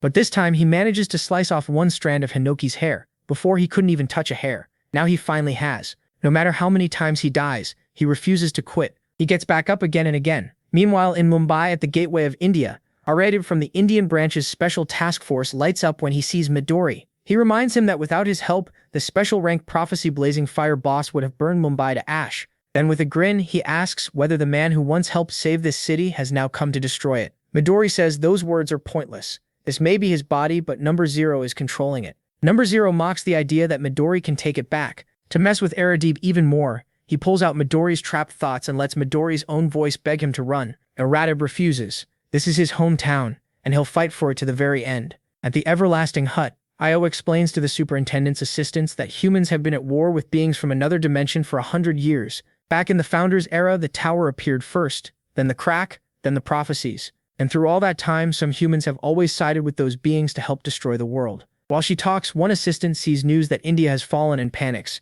realizing the enemy now seems to be heading for Europe. Io says she expected that, though it would have been better if they had gone straight to Japan. When the assistant asks why, she explains that number 0 only took Midori's body recently, so he still can't use all its power. On top of that, the more he fights, the stronger he gets, so she orders the assistant to call in all the captains. Then she tells Tengen he'll be going to the battlefield too, and he jokes that they only remember him when they need heavy work. The real surprise is that Io says she'll fight in person as well. Since the Kanagi squad is their only real hope against Midori, the other squads must stall until they're ready. Hibiki and the other captains, clearly tense, ask how much time the protagonist needs. Io answers that MC says he needs 2 days. Then she names the battlefield, the Pacific Ocean, where they'll try to stop Midori. There, the whole Japanese branch of anti-prophecy gathers for the coming fight. When Midori charges them, he fires off turbulence right away. Io blocks it with her own defensive spell. Midori narrows his eyes in surprise and Io smirks, telling him not to look down on them. Earlier, while the captains were heading out to face Midori, Hisagi and her squad ran up, begging to come fight the leader of the 12 apostles too. Their captain says no, but Hisagi, close to tears, argues that even if they can't change the battle, they can still protect the captains with their lives. The captain turns to them and asks if they understand why the captains chose to take on such a hopeless fight. Even knowing they may never return because the gap in power is too huge, they still believe their subordinates will survive and keep fighting. That's why the captains entrust them with protecting the world. After saying that, the captains leave, and their squads are left behind. Some burst into tears while others harden their resolve to protect the Kanagi squad until its training is done. Their eyes are full of grief, but they know crying won't help. They have to move and fast. The squad captains, superintendents, and assistants teleport to the ocean and face Midori together. As Ao easily stops Midori's turbulence, the other captains stare in shock at her power. Midori is thrown off too by this unfamiliar ability. Digging through Midori's memories, number 0 recognizes Ao as Anti-Prophecy's superintendent, a mother figure to Midori, who always hid how strong she really was. Ao tells him this is the first time in 100 years that she's used her power in battle. None of the captains have ever seen her go all out, but now she activates her 8-Ada mirror spell, which has 2 stages. The first lets Ado completely cancel any ability, as long as she understands how it works, giving her perfect defense against it. It's a direct counter ability, and it works perfectly with a mage's sharp analysis. Midori doesn't wait. He answers with blazing turbulence, sending a storm of deadly tornadoes at Io. The captains realize this is the same move that burned India down, but Io already knows it, so she knocks it away with ease. Her spell's second stage lets her copy any ability after reflecting it with the first stage. She fires back with her own tornadoes, and they smash Midori's attack apart. Midori quickly figures out how her power works, but then gets irritated when he senses an attack coming from the side. One captain rushes in with Infinite Fist, hammering Midori with a non-stop barrage. Every hit makes Midori's body go numb, but even after all those punches, the captain is stunned to see him barely react. Then the captain grabs Midori in midair and calls for the others to strike while he holds him down. Hibiki instantly releases her sound visualization skill. Phoenix and the other captains hit Midori with their strongest moves at the same time, but Midori answers with Wall of Cutting Pearl, blasting out huge tornadoes that slam into all the captains. When the smoke clears, he's untouched and mocks Io for bringing weak fighters. Then he suddenly feels a huge presence above him. He looks up and sees the superintendent's assistant, forming a giant sun-like ball of energy. Midori instantly realizes that move gets stronger the longer it's charged. As he tries to make his own energy sphere to counter it, the female assistant uses Slav Maker and locks his hand in chains. Midori is shocked. He didn't expect them to have a warp awakener. Bound by the shackles, he can't cast. At the same time, the male assistant finishes charging and throws the massive fireball at the trapped Midori. Watching it rush in, Midori knows he can't dodge. He thinks his strongest wind attack at the last second might reduce the damage, but right then, he spots another identical fireball coming from the other side, made by Io through her mirror spell. The 2 fireballs crash together and explode, swallowing Midori in a massive